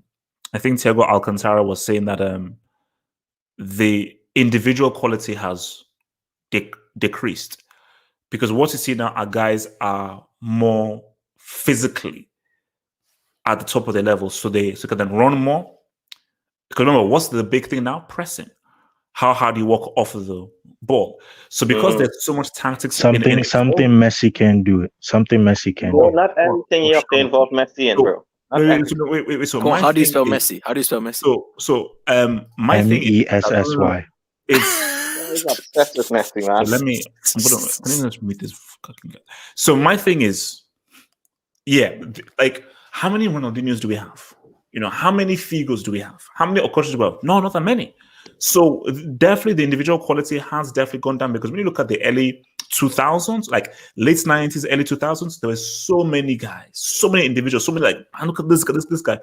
I can't name you 6, 7 individual guys right now. Yeah. There's about Mason 10. Mount. Even at There's the about Euros, 10. let's keep it real. At the There's about 10. Euros, how many individual guys, how many Robins are there at the Euros? This Euros, tell me how many? Pogba, None. None. Labille. I would say only Messi and Neymar. That's it. No. I said at the Euros. None. How many? So None. literally none at Wait, the like, Euros. give Two at this the guy the Copa ball. America. See, Mbappe is on the There court, aren't but much. not to the same degree as what Robin is. We're like, give him the ball. He's a guy that can light the audience and can entertain and can really sparkle the crowd. Eden Hazard. Isaac. Patrick Isaac. Schick. I don't think there's anybody. Zad. Zad. Isaac. I'm not. After the insult. What I'm not- about I'm not- that Hungary? What about the Man, Hungary gosh. striker? From 88th post stop. Thank you for the job. 88th post stop says, you can't say the quality of football in the Staffilos time was poor. It was harder for strikers to score. Most strikers would not survive then. And you see, that's why I say it's relative. Messi could not survive back in the 80s. No way. His legs would be broken. He would have retired 10 times. So as much as I say, oh, there's more tactics, people have involved. Back then, first of all, the ball was like granite. So if you kicked the ball, you break everybody in your body. And also, you got a yellow card for committing homicide. So literally, for rape and for sodomy, you get a yellow card back in the days. So it was much harder to score, to dribble, to operate than it is now. Where like if you blow someone, you get booked. Yeah. If you just put someone, it's a yellow card. You have to break someone's legs just to get booked back in the day. So if you're dealing with a guy, look what happened to Pele in 666. Hence why does that World Cup card in 66 where they literally kicked him. Like 62, they injured him in the group stage because they're like, okay, he's really good. Let's just break his legs. That's what they did. So let's just injure him. And the referee were like bricks back then, so that break him, break his legs, whatsoever. As long as he's not bleeding, cool, it's all game. So let's respect where things are about. You know, we talk about errors, right? And this is for everyone in the panel. Do you think the players from the past eras would have done? Because me personally, I think they would have done better in this era and in this climate than they would have done back when they played, because the conditions were that bad. So I think under today's like style of play and how like everyone's protected so much, I think these dudes would have actually done better than most of the players that we have today. 100 did you know why? Because if you bring them to this era, that means they'll have the dieting, they'll have the conditioning that they didn't have back in those days. But because but they also have social media as well. It's true, but still, it goes back to the whole thing of like Dodd. Because it was so difficult back then to really make anything happen based on just how guys were physical to you. If you say to Maradona that, bro, anybody just touches you, it's a foul, it's like, Maradona's like, man, I'm putting these guys on yellow cards in 10 minutes, easy. Because Maradona was hacked, he was pulled, guys were trying to break him down. Hence why he was like a fighter, because he had to be tough. Yeah. Because guys were trying to break his legs. So if you're not breaking now, we're like, bro, Maradona, chill. We will protect you. Bro, he's dropping 40 G's. Maradona would end Fernandinho's career, by the way. So Jamal, you want to say something? The thing with them, they will have to deal with now is guys like UHH absolutely abusing them and calling them frauds. Because I don't think they had that in 2001, 2002. So that's Jamal, there were people like gunning. Wasn't that Colombian guy that was killed? Like Escobar, in 94. Yes, we're getting on social media, but some of these men who are being threatened were being their lives on the line, literally on the line. So they had snipers in the stadiums, bro.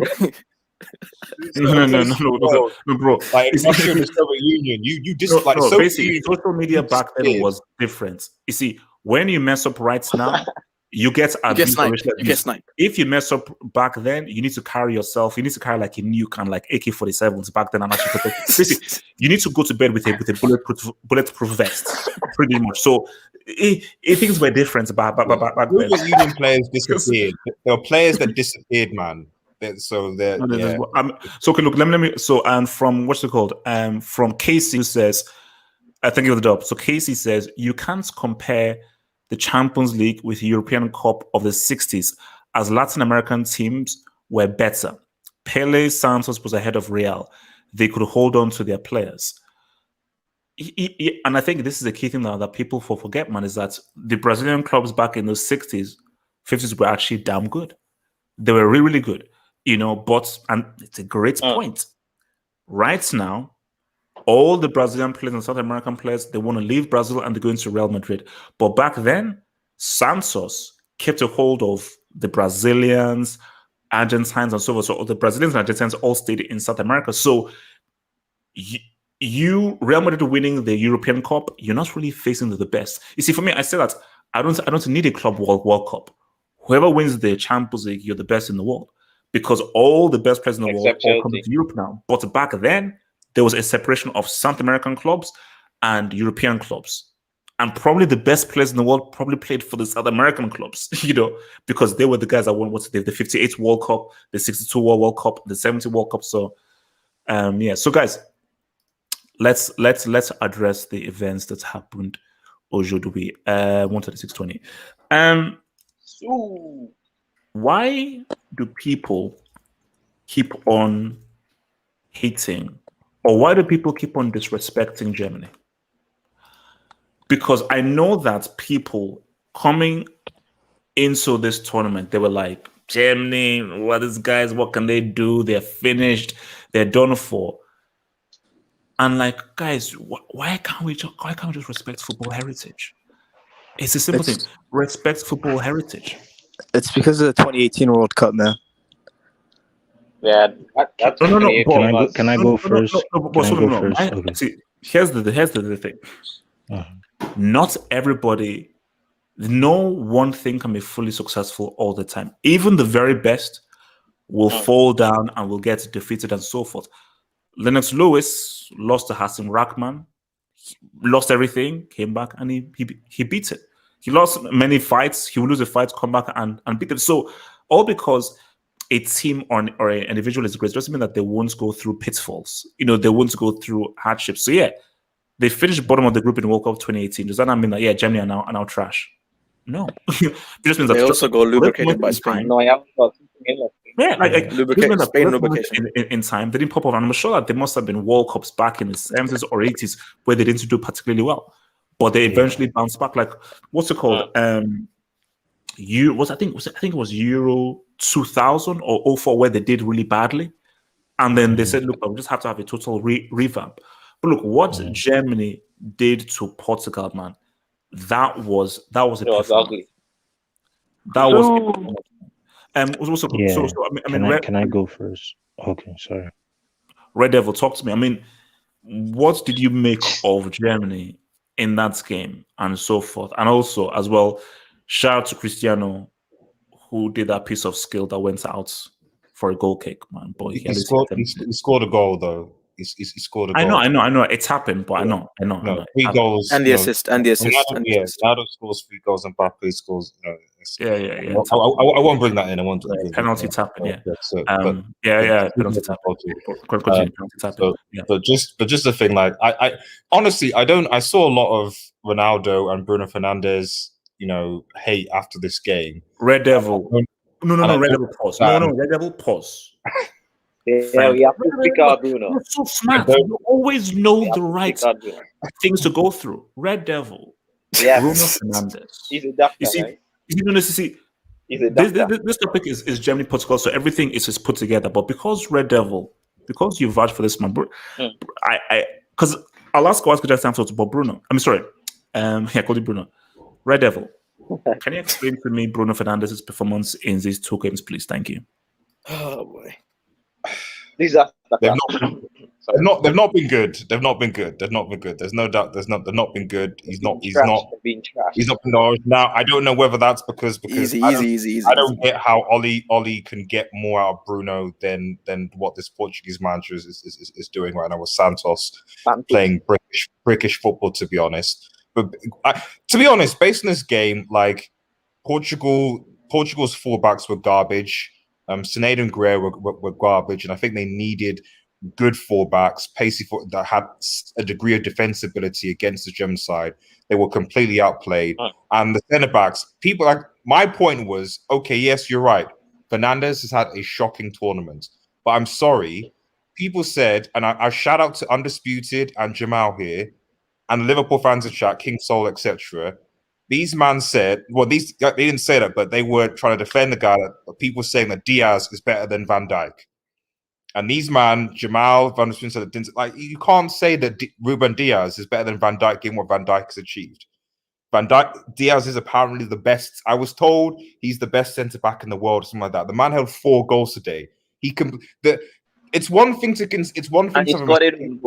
He also scored as well. The actual part of you being, when we're talking about top centre back, is that you're actually able to actually organise your defence, positioning otherwise, which is something that Van Dijk can do, can lead, etc. Ruben Diaz, I don't exactly know what Ruben Diaz was doing in that defense today. Like it just didn't work. It didn't make any sense. So yes, I get it. I get that Ronaldo and Bruno had terrible games, but they scored 2 own goals. And Diaz, who's supposed to be the best centre back in the world right now, supposedly better than Van Dijk, didn't show any leadership whatsoever. And it's funny that, like, shout out to Natsa. Natsa, if you're listening, shout out to Natsa, that like City's best centre back this tournament so far has been John Stones. After Laporte getting bullied by Lewandowski. Yeah, I think he's French now. He's not Spanish. Back to being French. John Stones is City's best centre back in this tournament so far with 2 clean sheets. So anyway, yeah, like it is what it is. Bruno, like I said, I'll be right. He's been garbage. He has been, but it's not Bruno and Ronaldo's fault that Portugal held 4. That's on Diaz, in my opinion. So look, okay, let me on the specific man talk a bit about Germany, man. I mean, was it wrong for how people disrespected this freaking dudes? Because guys disrespected, they said, "No, these guys aren't doing nothing," and now they have a real opportunity of. Because I think, have they finished top? Yeah, they can, but it would need a France-Portugal draw to finish on top, and they obviously beat Hungary.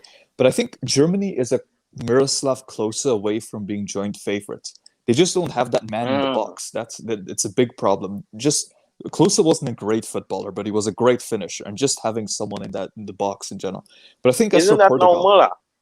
No, Muller's not a striker per se. Muller's kind of free floating. But I think one of the things I've been saying, and I said this to Muntaha in Discord if he remembers, midfield wins international tournaments. Midfield. Not defense, not attack. It's all in the midfield. Italy 2006, Pirlo, Gattuso, Totti as well, probably kind of attacking midfielder. Spain 2010, completely ridiculous. Germany 2014, Schweinsteiger, Kroos, Ozil. And then obviously France 2018 with Pogba and Kante. Portugal right now has, I think they were playing Danilo? No, they were playing William Carvalho. Yeah, and they were playing Danilo. And they were playing both. No, this is a Nigeria level midfield. Come on, this is completely. Whoa.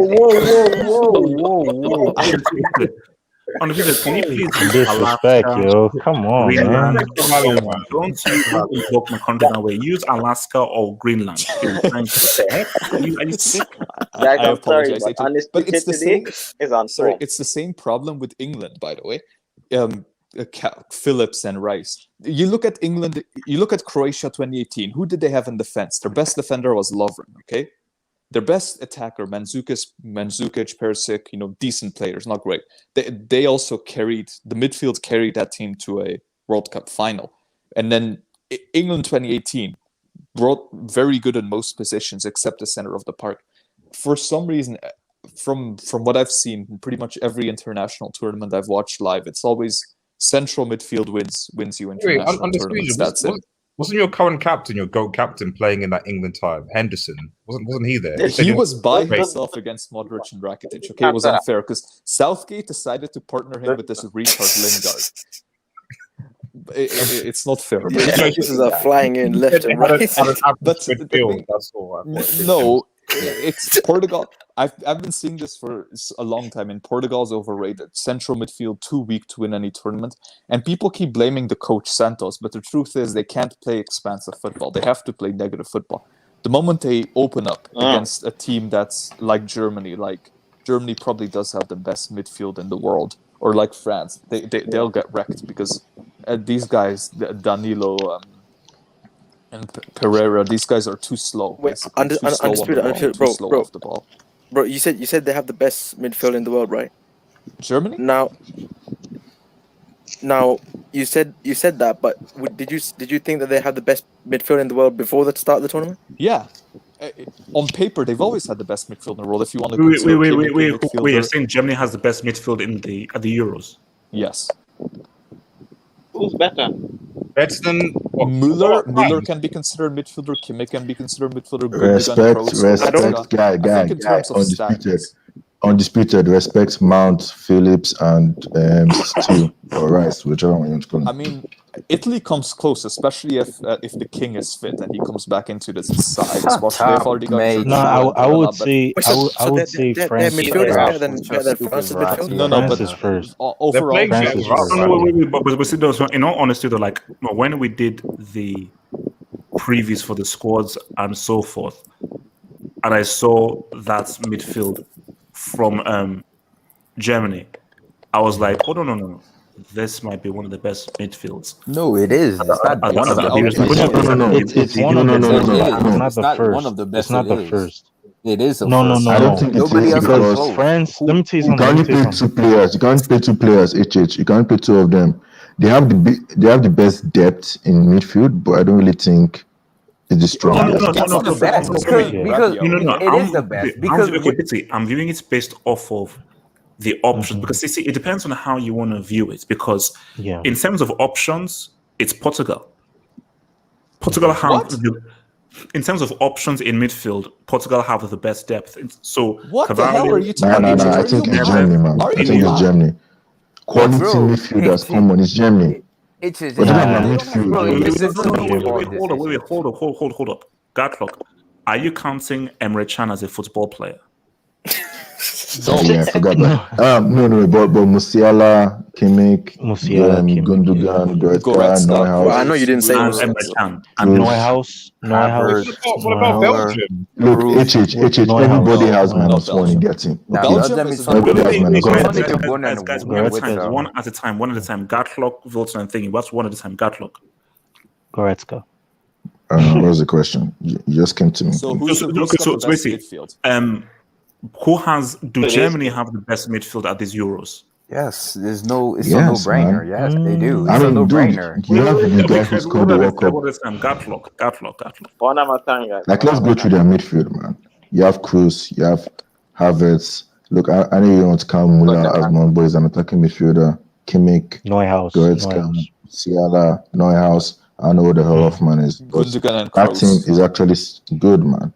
And as for what's their name? Portugal. France. Yes, Portugal. Bernardo Silva, to me, one of the best there is Renato Sanchez. Neves as being an you want to count Guedes. No. He's not even a footballer, bro. He's Gatlock. But the problem is the way Portugal play, right? They play 4-2-3-1. The two in the middle for Portugal are really weak. Bernardo and Bruno are more attacking minded, but the two in the middle, it's very weak compared to the other top nations.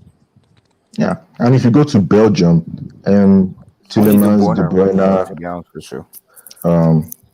Tillemans, De Bruyne, I'm missing somebody. And that's Witzel. He's a pretty good DM. Yeah, but you see, that's the thing. Their starting midfield is great. It's probably better than anybody else. But when it comes to depth, that's it. Belgium now. Wait. Let's get back on topic. So Gatlock and then come to thoughts on the game, the Germany-Portugal game. Like, have Germany shown that? What have Germany now showed you? Do you now say, favorites, dark horses? Let's look for them, or let's now see what they do against Hungary. What did that Germany performance show you? It shows me that some people really wrote off Germany, man, and I was surprised. I was surprised. I had Germany top in this group, but I did not see 4 goals against Portugal coming because I mean, this is a Portugal team that we always praise them for their defending, and for Germany to put 4 past you with no striker is a bit, you know. I mean, I know they're Germany, but I mean, they had no striker. And look, Enrique, you gotta take notes from ball sniffer. At least that, although the guy almost gifted Portugal away back with Mechan and Houston something. Haustenberg. Okay, and he didn't play Werner. He didn't play Werner like this dude is playing Morata. So kind of shows you that, yeah, man. Whoa, hold on. Gatlo. Man, I'm sorry, that's a gem. That's a gem. You see, I'm so glad that you brought that up. Because before you came, we had a whole thing about how why he's so loyal to a guy who is clearly bad and crap. And Yogilov, I see now, maybe it's because Yogilov knows this is his last ride. Yogilov is like, I ain't messing around. Timo Werner is gutter trash. I remember he's a UCL winner who somehow scored in a UCL semi, but even he knows that no. So you see the levels of Spain are loyal to a guy who's crap. Yogilov is sorry, this guy is so bad. I'm going to figure out an alternative. Remember, he's playing neither Werner or Volland. They're not playing a striker. But he's like, I would rather try and figure out an alternative than see this guy miss 1v1s and open goals. Yeah, man. Look, I chose Volland more than I chose Werner, man. I mean, although I feel Werner would have done more in that towards the end of the game because, I mean, Portugal could have. I mean, I remember in the first game, look, this group F has been one of the most interesting. It is actually the most interesting group. I remember in the Hungary versus Portugal game, I said that the guy that changed the game was Renato Sanchez. Okay, the way he blocked Hungary from making the attacks, because that game was end to end Hungary and Portugal, but it now became one-sided because Renato Sanchez just came on and stopped Hungary, and that's how they got their 3 goals, man. Because Portugal kept the pressure on. They didn't have to go back and forth in game, and now in this game he showed it as well. Germany they scored a lot of goals, but like Renato Sanchez really stifled them, man. He stopped them and he was blocking chances from going through, man. So and look, HH, look, you need to look for the sake of the homies out there. You need to keep your mouth shut, okay? First of all, you had to Us, and how many minutes did you have today? How many minutes did you have today, Us? And not just Us, you hyped up. I remember you calling Semedo one of the best right backs in the world. And look at how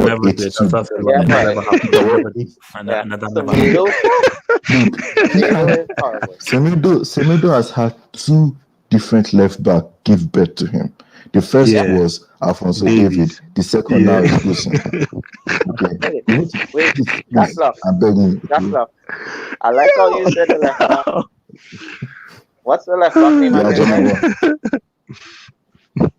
Okay, wait, hold on. Let me not get on his jobs. Hold up. So, from your boy Sage, who says, don't let the Verts win a CL and Euros in 2 months. He's not going to do anything, man.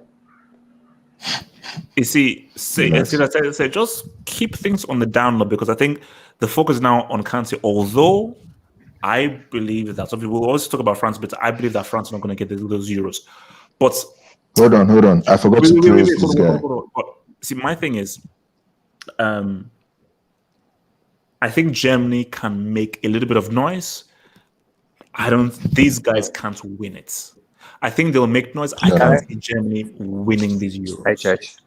Yeah. No, Germany will always do something. At least I see them going to the quarters at least, but that's pretty much it. Right, so Nabi was good today, man. LB. Just a question on Germany, and you and the whole panel are welcome to answer this question. Mm-hmm. When they won the World Cup in 2014, there was a group of players. We had Cruz, we had Götze, we had Muller, Boateng, all these players in their early to mid 20s. Do you think that, and now they don't even play for the national team, do you think that group of players, they underachieved? They could have achieved more? You mean those who won the 2014 World Cup? Yeah. You see, my thing about this is that it goes back to the whole thing of even this group stage matchups. Matchups. Germany was like Spain was always a bad matchup for Germany. Just always a bad matchup. Just the way that they played it and originally and how Germany played, it was always a bad matchup because you look at that 2010 game, it was fine margins. But just the way that Spain played was just an antithesis to Germany. Obviously, Italy thing was just Balotelli. But 2008 and 2010, Spain was just always like a bad matchup. So it's not only about them underachieving, is you just run into a team that causes issues. It's like Argentina and Chile. You're just in a prime. You know. So wait, hold on. I need to one more dub. So from your boy Adash 3, man, thank you for the Adash 3. He says, in Ndidi, Aribo, Oyeka, Nigeria have a better midfield than Portugal. Now, wait. See, Adash, I am always happy for people to be patriots and proud. You see, now, Adash, let me be real with you. If you're talking about the 94 or 98 Nigerian team, so Okocha, Olise, Wilson, Oruma, that is easily better than Portugal's midfield. As of now, you see, Ndidi, I think is quality. Aribo is right. Oyeka, but let's keep it real.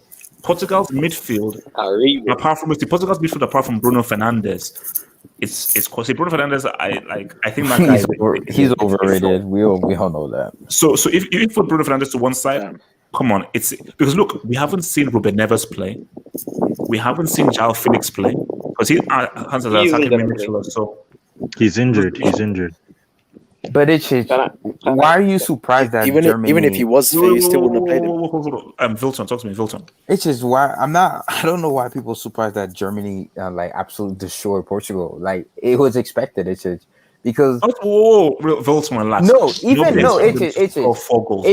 When you look at but 2 of them were on goals, but whatever. But it's just when you look at the French game, right? Germany completely outplayed France. They just couldn't put the ball in the back of the net. And the one goal that France, second half allowed them to. Are you kidding me, yo? It's just besides the own goal that France scored, right? France, look, besides the own goal that France scored, what did France really do? They didn't threaten Neuer the entire game. You can't really say the offside goal. Mbappe and Benzema. Just because a team has more possession doesn't mean but we forgot Mbappe made an offside run. They didn't really threaten Germany out of the entire game.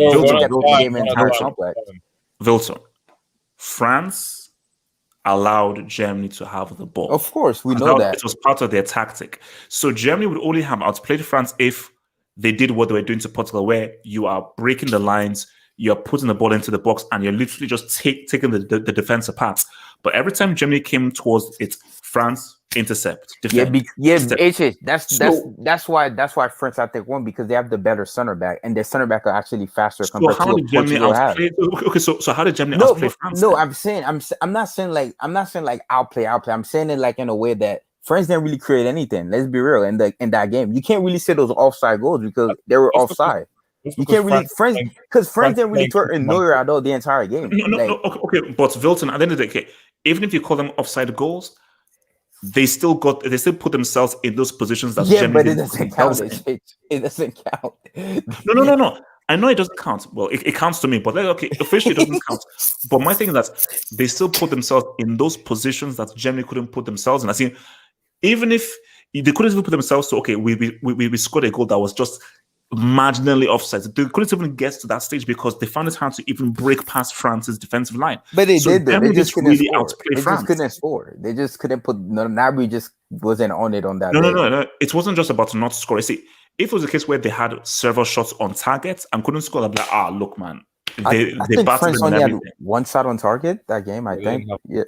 But anyway, they say the Germany as well. They only had one shot on target themselves. You see, I think it just showed you that Germany-France was a bad matchup in terms of Germany. Like France is a bad matchup for Germany, and it seems like maybe Portugal is a good matchup for Germany. And I think it was Shane who said Germany have a great record against, or someone else. Sometimes Germany actually, I think it's like 15-5 or something. Germany have a great record. Yeah, Portugal pretty much their bitches. Right, they remember that opening game in the World Cup 2014. Yeah, they beat Portugal how they won, but it's just my only thing with Bruno, as a number 10, bro, you have to be able to. You can't be hiding against the press, bro. Because the fact that Cristiano has to drop deep, bro, to get the ball, like Bruno, that's your job. You're not supposed to be carrying the ball towards them. No. This game was made for Bruno. Pretty much. This is your game where, like, okay, they're pressing you high. There's lots of space in behind them. This is what you like. Okay, I understand that you can't break deep because you can't dribble, but you should be able to hold on to the ball and create. Look, Jota, you've got Cristiano, and why can't you do it? But to be fair to Bruno, this is where I think we've got to look at Santos tactics as well. So because like I've seen Bruno do that at times season 4 for Manchester United with Ole Gunnar Solskjaer, but for some reason, and this goes back to tactics, are you saying why Germany, for example, struggled against France, vice versa?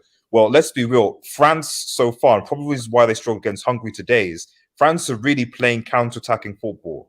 That's what they're doing. Kick it up to Mbappe, attack with pace, that type of thing cause problems, which obviously works against the German side that generally played a high line, and obviously you're relying on likes of Hummels, who, to be fair, intercepted Mbappe a few times, but they're obviously going to get a bit more joy.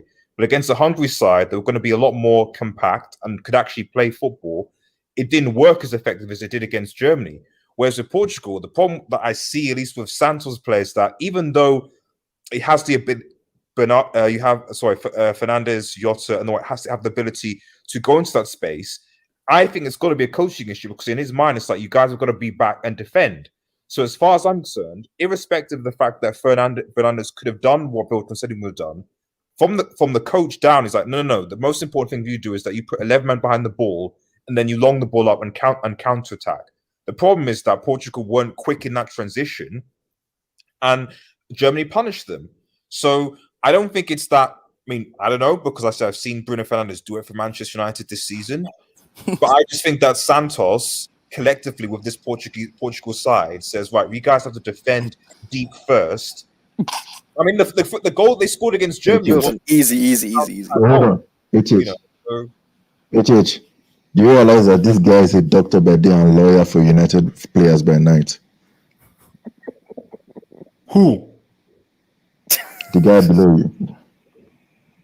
Well, I know. He's a doctor and a lawyer. That's why we are privileged to have it. Rather, we're privileged to have you who's a doctor and a lawyer, man. Thank you, bro. You know, always fighting the case of Bruno, and you can't take the fact that maybe he's a fraud. Maybe he's a fraud. I can't say that a player that only cost us £40 million, is a fraud, man. Come on. I can't say that, man. That's Vilton, remember okay, the so, comparison? Sorry. Can we all just agree here that Portugal are not in any danger of not making it through the group? Like they are making it through. No, they are. Are you really playing reverse psychology already? Why are you doing reverse psychology? This year are going through. Are you seriously playing reverse psychology? Listen to me right now, Waske. I want you to listen to me. And I want everyone in the live chat, I want to listen to it. All of you guys out there, all you content crack addicts. There is a 0% chance. This guy. Making it through. It's over, guys. They're out. If you have 3 points, you're pretty much good. Because you can come out as third position. No. There is a 0% chance that Portugal It's over. This guy's jinx is too strong. It's too strong. It's over. They're done. They're finished. Why are no you one so be surprised. No. Wait. No one be surprised if they get knocked out now. Please. It's over. This guy said it right here. Bro, you might have to call yourself a fanboy because I've never seen a guy that's so obsessed with. Why are you so obsessed with Cristiano? It's over. Wait. Let me make one admission. Like this way, I am actually fearful of myself because I put out a tweet that said, "So Enrique, because he wanted Morata as striker, he moved Moreno out wide right." Literally, 2 minutes afterwards, Moreno gets the ball on the right, takes a shot, and Morata scores. Then I said, "Okay, I think I am now scared of myself because that's it now. That is fearful. That is fearful." Yeah. Now, HH. Now, you gotta admit that clip of you saying, "It's a good G. It's a good G." That's one of the greatest clips ever. It's a good G.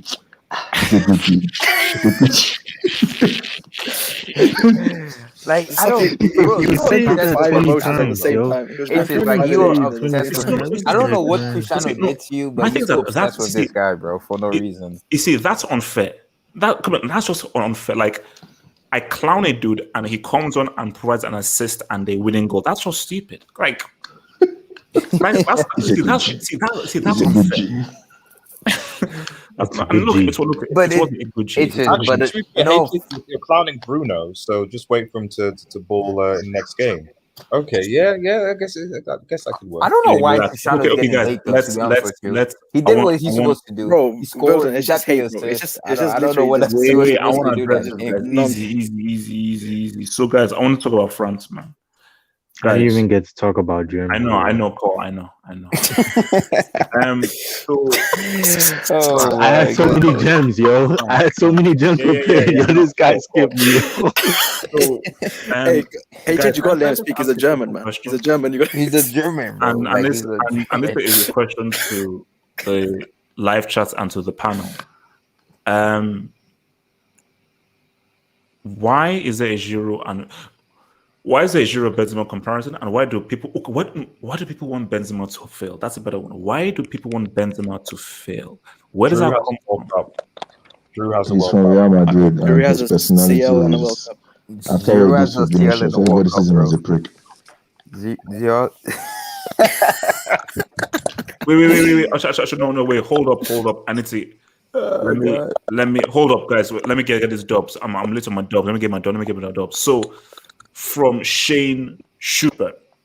So before we go, I'm not, because I always get to Shane Schubert. Thank you for the dub. So before we move to France, let's just get through this chat. So Shane says fans and media desperate to bury Germany, but if they're such trash, maybe we are. Why have we seen France and Portugal dig in and defend from kickoff? Look, man, you see, it's their style of play. That's just how they play. Shane. See, here's my thing. You see, you look at the France game. Germany totally controlled possession, but that's what France are about, guys. I will repeat it again. That's why I'm not excited for that game. Guys, Belgium were the best team at the World Cup. France just won it. That's why I'm not excited for that game this Wednesday, Portugal versus France. It's gonna be such a defensive. Yeah, no. Because you see, the beauty of the Portugal France now is Santos. I dare you to play two CDMs. I dare you. Go on. No. I dare you to play two CDMs in what might be a must-win game. France. See, for France, it's already must-win, but based off the kind of now media circles that we are around, you now see how the France reacts. But yeah, but my thing for Germany is, see, I even said this before. I said, wait a minute, I've seen this story play out before. 2002, because they lost to England 5-1 during the qualifiers, and people like Germany are finished and so forth. They ended up Hold on. That was a qualifier game. That was a qualifier. What? The 6-0? The 5-1 loss. To England was a qualifier. Gatlock, I'll be real with you, Gatlock. Your mic is trash. Your mic used to sound better before, but I don't know what it is, but your mic is sounding class B, bro. So because it sounds like you're talking like a muzzle, bro. But I don't know what's happening with the mic. Bro, is this 6699 to get a mic? It's okay. I know. So basically, my thing is that relax. Basically, people disrespected Germany. And I think that what Germany showed, I think even in both games, because Germany, they still played well in that first game, just that they didn't find the opening. But especially what they showed in this game, specifically against one of the favorites, I just think that hype doesn't play football. Newspapers, retweets, and so forth, they don't play football. Like once the referee blows the whistle, all the Twitter comments, the hype, just this and that, the posing doesn't mean anything, because it's always similar. It was similar to like when Germany played against Argentina, 2014 World Cup, and guys like, 2010, because when Maradona was coach. So what's it called? Because Argentina had beaten, I think they beat like Mexico 4-0 in the previous round. So you have Tevez, you have Higuain, you have Messi, you have all these kind of guys. And Germany just, look, they did the thing, no hype, 4-0. 4-0. never ever counters those German guys, man. I don't know why people counter Germany. It's just like literally Germany as a football nation, they expected to win every single tournament that they go into. So if Germany qualify, who do they play in the is it quarterfinals or round of 16? Depends where they're finished. Depends where they're finished. It depends where it's. You see, for me, I'm not. Obviously, that's why I hate this whole third place trash because in the normal format, you know exactly who is playing. But now I know we have to pretty much wait until everyone has played to will know who are the third place sides.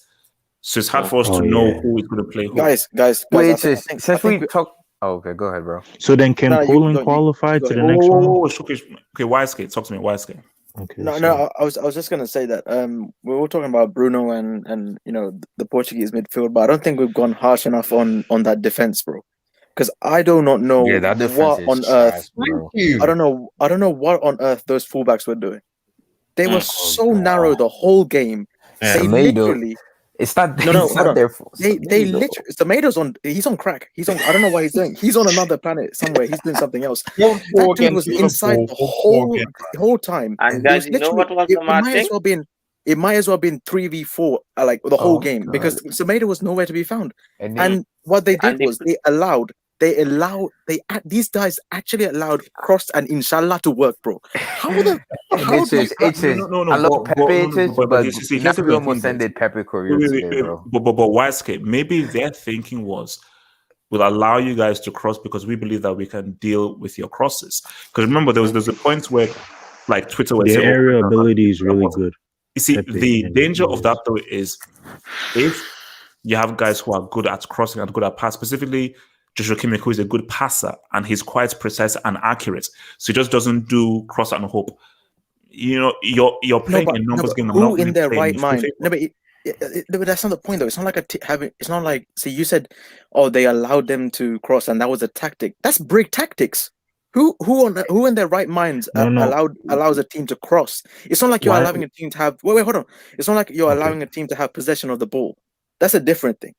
You're literally allow people to cross the ball into a dangerous position. And Diaz. Isn't that what Germany did against France? That is a tactic that some guys use because think about it. If you cross, the numbers are in favor of the defensive team than the offensive team. You see, because remember, you're crossing from a point that is so far away from goal. And the numbers that the positions team has are greater than the numbers that the attacking team has. That's just how it works. So guys will say, if we know that our defenders are tall, they're strong, and they're good, we are willing to say, you know what?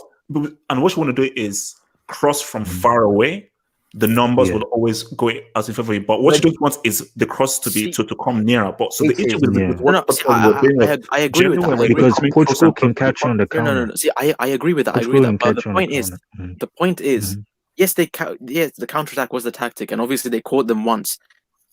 But the thing is, with a guy like Kimmich, why would you allow him with his quality? Why would you allow him to cross the ball constantly? Because that's what he was doing. But it was the same thing against France, though. It's just that France, I think, had better quality defenders than Portugal because that's what Germany would do in the entire game. They were just crossing the ball in. But exactly, and they were just amazing. Nah, but to be fair, I think for France, man, their back four can play as centre backs as well.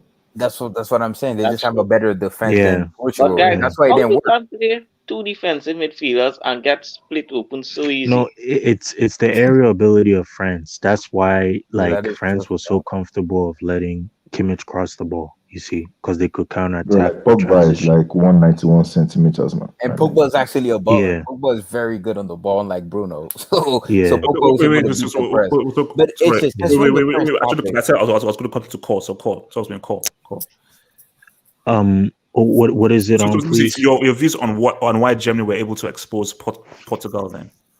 Oh yeah. Okay. So I think that personally, I want to say that Gosens was really good, and I felt like today his crosses were more accurate. You know, in the first game he was very hesitant, a bit scared. You know, and the one thing that he did really well was he gives a little bit more width to Germany. That's what I would say. You know, because in that France game, when they were trying to give him the ball, he wasn't feeling comfortable because he didn't have that support of with Thomas Mueller. But today, what you saw was actually Thomas Mueller was actually linking up play with him, and he was giving him with and so forth. So one thing I also want to say too is I think one player that we forgot to really mention today is the excellent defensive contribution of Rudiger. What? Like very, very, very underrated. Like I don't know. There was Rudiger, bro.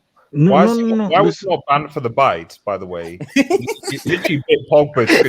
It was a nibble. It was a It was a nibble. It wasn't even a bite, bro. It was a nibble. nibble. Like Well, look, Rudiger wasn't that good. You're addressing a UCL winner. Have some respect to a UCL winner, please. Thank you. Oh, vampire man. Call continue.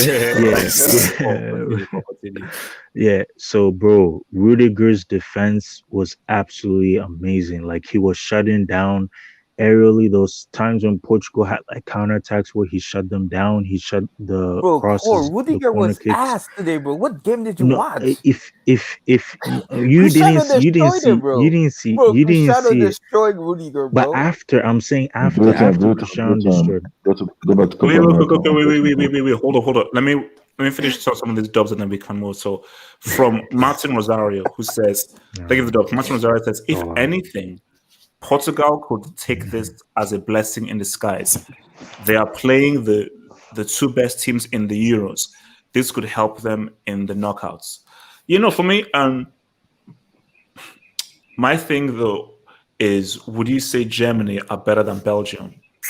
I'm not sure I can go there. Germany are good. They're not better than Belgium at their best. I think they're amongst the best teams. And I think Belgium, for me, I feel if we're going to rate everyone at the very best, for me, I would say France, Belgium. Then you now look at maybe Portugal. This Portugal side, like you had Belgium over Portugal? They weren't great against Hungary. They weren't that great against Hungary. They just had a flurry of goals quite late. So weren't good against Denmark. You had Belgium over Portugal, the defending European champion of Europe, bro. They're pretty much the best team in Europe because they are the defending champion over Belgium, a team that hasn't sniffed a final since. Wilton. When did they win that Euros? Who? 2016. Oh, 2016. 5 years ago. That's half a decade. Right. Gatlock. No, but they're still the defending European champion of Europe. Though. How many players were in that Euro team that are there now, except for Ronaldo and Pepe? Renato Sanchez. I also want to talk about Gnabry. I thought Gnabry was... Wait. Hold up. Let me just finish the talk. Just hold on. From Quaz was just becoming like a German guy trying to turn us into a German. So from your boy Shane Schubert says, says, if Portugal don't advance, Coca-Cola popping ball. What Cristiano did, right? Oh yeah. Did you know what we were for? Like, look, it will never happen. If Portugal don't go so and everything, you can bet your $1 billion Coke they'll do some kind of ad. They'll put out a tweet. They would put out a tweet. Yeah. They'll pop bottles. Yeah. But guys, Portugal has 10 points. So you can see come third. Wait. So how would you rate Cristiano's skill that he did against Rudiger? Like, was it like really good? How would you rate that skill? 10 out of 10. They know the pass. It was quality. For me, right? For me, is that what you're saying? Talk. Yes, you're talking. So okay. Yeah. I want to talk about Gnabry though. I thought Gnabry was really good today because because you talk about Ronaldo. You talk about Ronaldo, right? Let me tell you something. You talk about I ignored Ronaldo because Ronaldo. Talk about the skill, Cole. That's what H is asking you. Talk about the skill. Okay. All right. It was pretty good. But I mean, you didn't win the game, so you can do all those skills and not win the game. And like that somebody was, we know. Cool. We know yeah, somebody like like that from Guys, guys, Argentina. guys, Who just does yeah. that? It talk starts about with an Nabry. M. Just let him talk about Yeah, Nabry. Just let him but talk about Nabry. Talk, I beg. but We know yeah, somebody like that from Argentina that dribbles a lot. oh yeah. But like I said, one thing I really liked about Gnabry today was not only he was much better moving off the ball than how he was in France. France, he wasn't good with his off the ball movement, and his striker ones was I would say pinpoint. I would also say that his positioning when Kimmich crossed the ball and Gosens crossed the ball was pinpoint too. That's three. Let me ask you a question, okay? That's three. So let me ask you a question, all right? You are a sick man. You are a sick man. That's three. No, Cole, you Sick gotta man. ask him the question. You He's gotta ask a him the question. follower. He's a follower. So But I'm to gonna be get fair, you though, a Cole, Rudiger is also black and he's German, so he could be German too. You don't have to be white to be He's a German, bro. sick man. He's a sick man. That's three. Of course. And he follows me too. Oh, I know. He's a Nigerian, so yeah. Yeah. Okay. Oh Yeah. man, this is so mistake, man. Okay, because look, Koi, you're done with this whole Germany thing. Relax, chill. So, Hold on, first, HH. How do I sound now? Better. Still like you're in Baghdad. It but sounds like you're speaking over a radio, Yeah, bro. Like, is that your no, radio? I'm using a different Wi-Fi today, so. Okay, you and I sound like cut you're off. in the outskirts of Baghdad, not in the main center. Since Just we're in in the the outskirts. French VPN on? topic, since we're in the French topic, if Portugal do beat France, how worried are you for France if they do somehow beat France this Wednesday? Wilson, we will cross that bridge when we get there. Okay. No, I'm saying how much of a worry is that for France? Is it it just whatever? Like we still gonna qualify, or is it a big? No. Well, I don't think They have 4 points. Of course, they're still going to qualify. It's an easier path for them if You they. guys know that third place can go through, right? I mean, I have a feeling people are forgetting that. If you have 3 points, then third place can go through. No, guys, Hungary are finishing last. Let's just they're finishing last. This guy's shameless. Don't disrespect Hungary. Don't disrespect Hungry, man. He's shameless. Guys, did you see when that They could goal even went beat in the Hungary? Germany. Hold up. Hungary. We need to move. Hungary We need to could move beat Germany. because we've got lots of other things to go through. So I want very briefly on for France, man. So France, guys, should France be worried? And is Benzema breaking it up? No, they'll go through HH. I guarantee you. I know they go through. Should they be worried based on No, they shouldn't be worried. against They shouldn't be Hungary? worried. Because they have a much when you- better squad than Portugal. When you look at historically, right, France never really peaked like early, like in tournament. They kind of like mature into the tournament. So it could be a good thing they haven't peaked yet because Benzema, you gotta put that away. Should have scored that. Mbappe, that was a wide open header. You gotta score that. But they were clumsy tonight, so that's why they drew 1-1. But I think France is gonna be all right. Again, like I said, if they do lose to Portugal, I don't know. Like, does that messes them up? Does that make their psyche up or not? If they do lose to Portugal, obviously Portugal is a good team, but dropping points against Hungary, then losing to Portugal, I don't know if it's looking good. But again, like Gattuso said, if France somehow do finish third gets an easier path, right? Something like that. So don't sleep on France. They're still the favorites. I don't want them to win because everybody's saying they're gonna win it, but don't sleep on France, bro. Guys, I know you don't like him, but top scorer at the 2016 Euros, top assister at the 2018 World Cup, Griezmann scored today to equalize. Griezmann. If this guy balls his way to another Euros, after he balled his way to a World Cup and after he was best player at the 2016 World Cup, voted obviously. I mean, his international career is already far better than Thierry Henry's ever was. I'll just say that. Relax. No. I think that's completely fair. I said relax. No, but it's actually he will become it's facts. no, it's completely Griezmann. factual. I don't care whether it's facts are overrated. I said No, but it's not even an Can opinion. someone It's explain facts. that celebration to Hey, me? quote that. This guy just said facts are Can someone explain that celebration to me? Facts are overrated. I don't get it. Facts are overrated. I'm gonna put that in my dissertation, bro. Let him land on this. If Griezmann balls his way to this Euros, at that point his international career is comparable to Zidane when you think about it, really. No, please don't.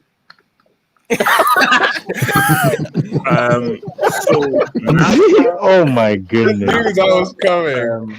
Oh my goodness! Bring it back. Bring it back, Richard. So what's it called? So Natsa says Core Jackson. So Natsa, is Core Jackson a hybrid of Core and YSK Jackson? If that is, I don't think I want to see that. For the bleaching skin, I means. Okay. No. Is Core Jackson a baby? No, it's not. It's not. No. I'm thinking it's a mixture. It's a mixture. Yeah, so basically, it's if YSK Jackson and Core had a baby. Pause, but you know. Maybe he's talking about Michael Jackson and his bleach. Yeah, the bleaching. He's talking about the bleach. Oh my god, that's what he said. Wait, why'd you kick Undisputed out, bro? Like, what he said is actually factual, though. I'm not saying there is a rule in the Hangout that you don't disrespect hosts. No, he didn't disrespect. He's just saying you can't make an he's- argument that Griezmann's international career is better than Zidane. There's no arguments. No, you can't say that. Bro, let's be You want to be next. Dalton, I'm not entertaining a conversation with Griezmann and Zidane. I'm not No, doing it. no. I'm not doing it. It's just international career, bro. I don't think I'm not entertaining a conversation about Griezmann and Zidane's career. I'm not doing it. Guys, wait, hold on.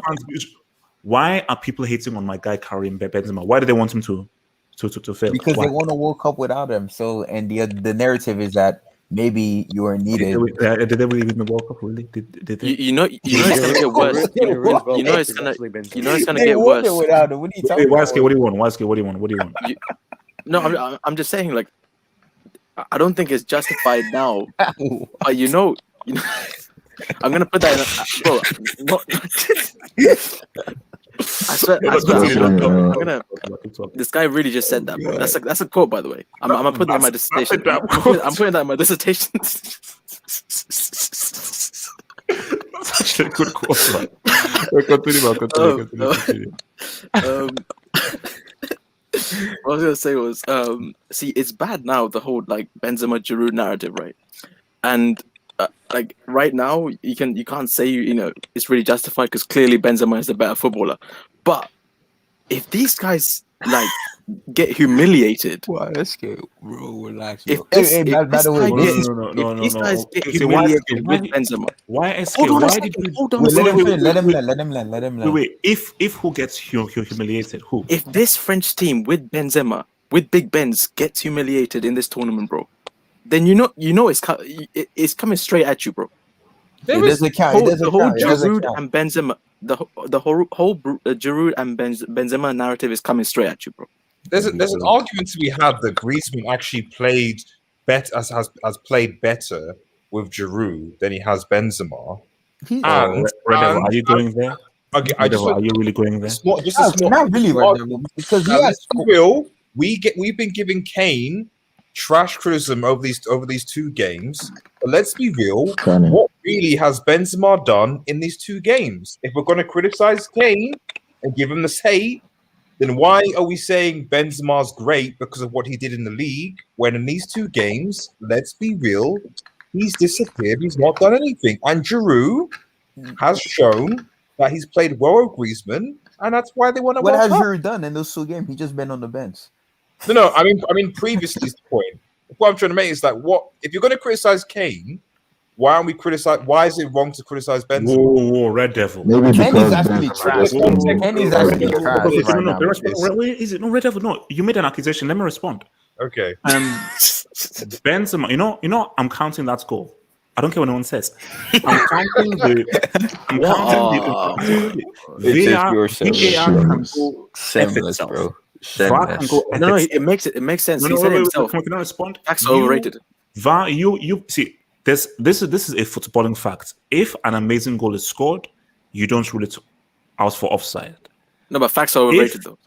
If a narrative goal is scored, you don't rule it off for offside. Mbappe's goal was amazing, it stands. Benzema's goal was a narrative goal, it stands. That's what happens. Narrative goals and quality goals should never be ruled off for offside. It doesn't matter. Kane won the Golden Boot. Remove your glasses and look at the real world. God, okay. God, Please. So, my thing here is that first off, he scored. Second off, take the goal away, Red Devil. Are you going to tell me that Benzema's performance and overall play has not been better than? Well, what has England? Ken, let's be real, Red Devil. Ken is England have been garbage. playing. I don't know why he started against Scotland. I'm saying is, what has Benzema done? What's he done? But the thing about it, Red Devil, Red Devil, come on now. Red Devil. Hold on, can I answer? Can I answer, Red Devil? Tweets. There is a pass. Please go onto Twitter. I was trying to find. I don't know if I can find it. The pass that Benzema gave to Mbappe to set him off might be the best pass of the Euros. Oh God! It was an incredible pass. Wow, but Red Devil. No. Red Devil. Let's be real. Larry Lane has not shown up in some of these games. Larry Lane has done nothing in these. Neither has Benzema. But hold on, HH. Hold on. I want to respond to Red Devil. Dude, Benzema has been missing for 6 years and just came back into the squad. Okay, that's one. Two, I mean, Benzema is playing tougher opposition. Red Devil. That's two. And one, the amount of possession that England have had against their teams. I mean, against Germany had more possession, man. So they barely had. Yeah, Germany, they had their chances, but they barely had chances. I can give him Germany. I can give him that. But Hungary is not like this. Is not like he bricked it. I said he should have scored. He bricked it in that one. But like I said, he's been away from the team for a long time, man. For 6 years. 6 years. Latza, you can have him, bro. You can have him. But the thing about Ben, take him. Take all of him. Red Devil. You keep on saying Giroud should start, right? But my thing is Giroud didn't really contribute that much to them winning the World Cup. So let's say Giroud does come in, he doesn't score goals. Isn't that what pretty much Benzema's doing since he's not scoring any goals? Nah, that's so Wilton, how many goals did Giroud score at that World Cup? This 0 joker that people want to bring in. How many goals did he score at the World Cup? He had 1 assist though. 1 assist. You have to very important assist, by the way. Very important. The key assist.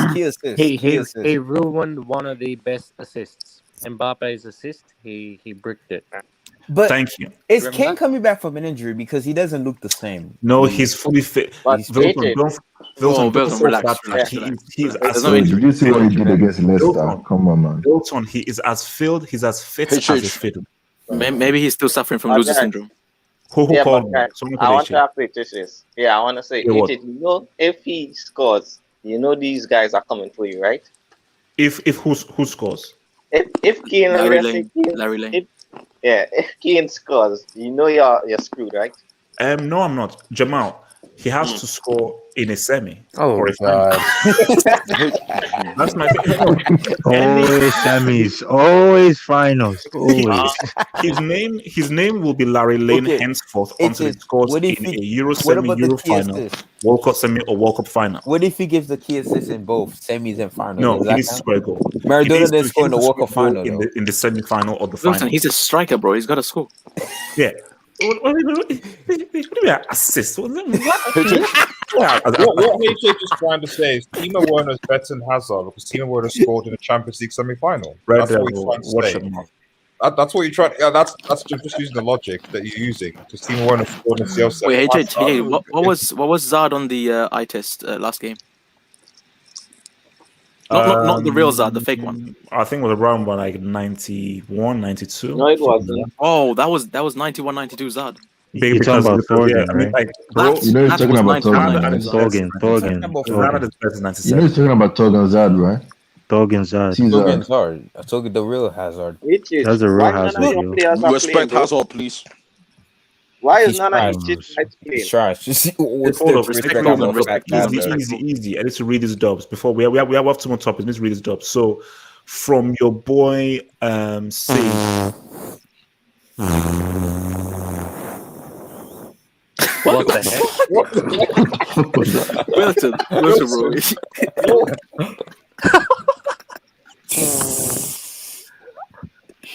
Are you okay, Wilton? Are you alright? No, I'm just mad that it just hasn't talked about Neymar like stuff yet. 'Cause he promised we were gonna talk about Neymar, but we're not. This guy is so obsessed with Nene, man. It's like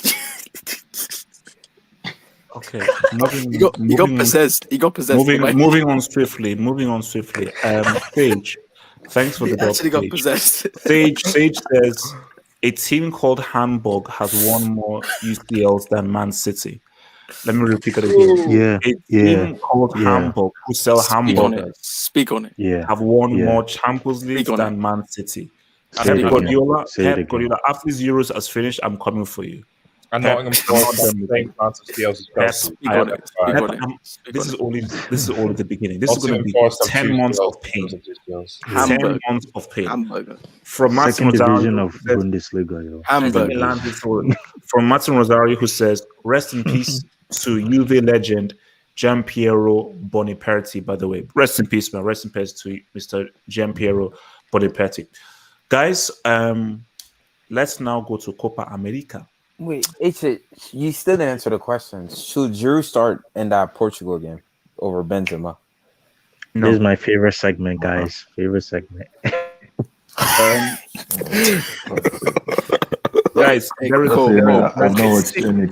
easy. Guys, there's a sick narrative going around on Twitter.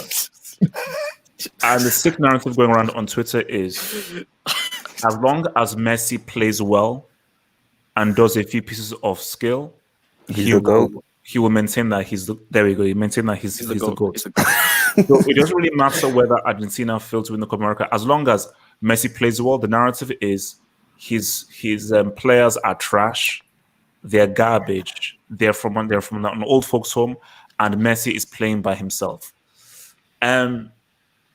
Shut up. You stupid idiot, shut up. Playing by yourself is what Lewandowski has to do with this Polish team. That's playing by yourself. That goal that Lewandowski scored, that is what you call a freaking goal. That's when you are clutching on that goal. Messi, see, this is what people need to understand. You already had your opportunities. That's what angers me about people. People are like, oh my gosh, Messi gave this pass to Conte. So you were in 3 finals. Four. In a row. It was 4. No, 4. No, in a row. Oh, okay. Okay. Finals in a row. Your chances were there.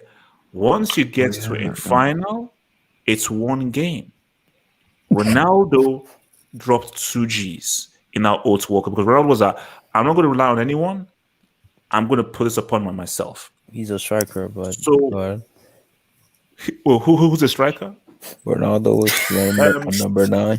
Don't remind me. How many goals did zoom into my Messi AV. Zoom into my AV. How many goals did he score in 2012? How many? Like 91. 90. Yeah. CHS, you have to be objective about it, though, bro. Can I make the you case just have to for be objective about it. Guys, that's as closest to R9 ever got to a Champions League trophy, by the way. That was uncalled for.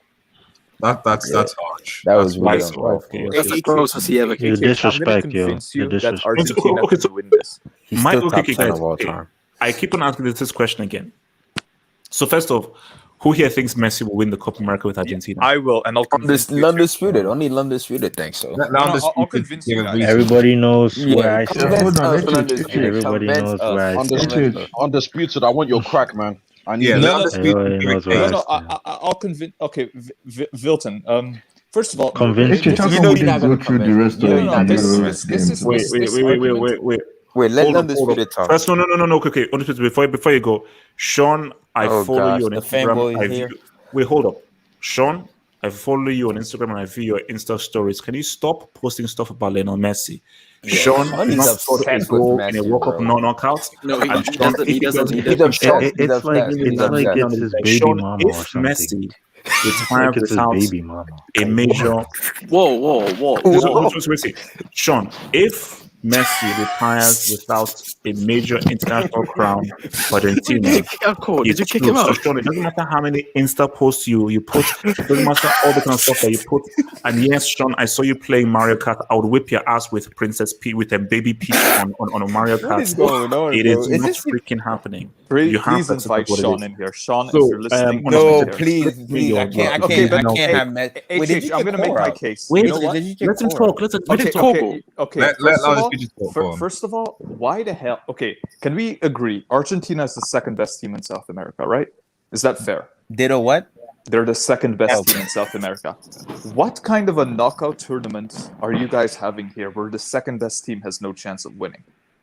How stupid is this logic? First of all, Because they're nowhere swept near. aside Uruguay? They're nowhere near to the best team in South America. Okay, Vilton, is it true that in knockout stages of Copa America, quarterfinal and semifinal, the game goes on for 90 minutes, and if it's a tie, you go straight to penalties? Yeah. This gives the inferior team more chance to win, right?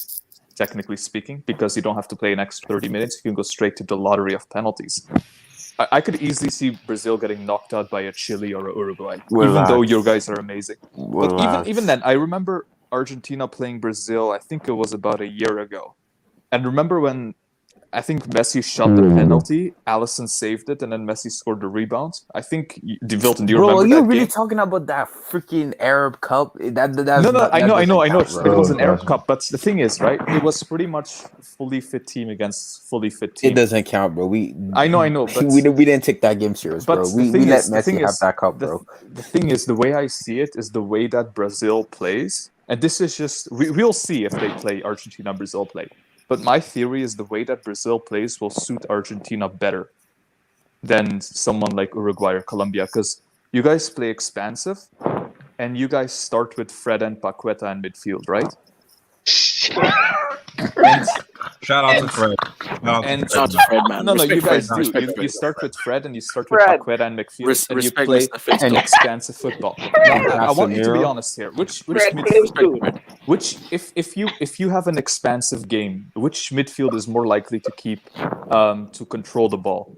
Casemiro, Fred, Paqueta, or I think it's Paredes, DePaul, Lo Celso. Casemiro, Fred, and Paqueta. We'll see. Yeah, We'll see about Casemiro, that. Fred, I and think. Paqueta, yes. I think Argentina didn't they have 60% possession when you I guys don't care played at the about Copa Argentina. Bro, it America. doesn't matter about possession. I don't give a damn. No. You guys will be surprised because the way I've watched South America, and I've actually seen more South American than European football. You know recently. Messi consistently lets you down. You know that, right?